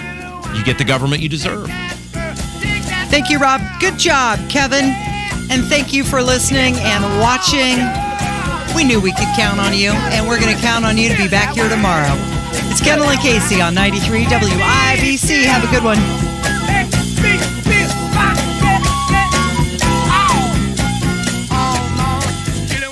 Oh no, there's water everywhere. Dad, a pipe broke. My poor carpet. We need a plumber. And fast. Roto-Rooter does plumbing. We need somebody to clean up this water. And Roto-Rooter does water cleanup. As soon as I can find the phone in all this water, I'm calling a bunch of people. I told you, Roto-Rooter does both. 1-800-GET-ROTO. Wait, Roto-Rooter does plumbing? And water cleanup? Yeah, they do both. 1-800-GET-ROTO. What's their number?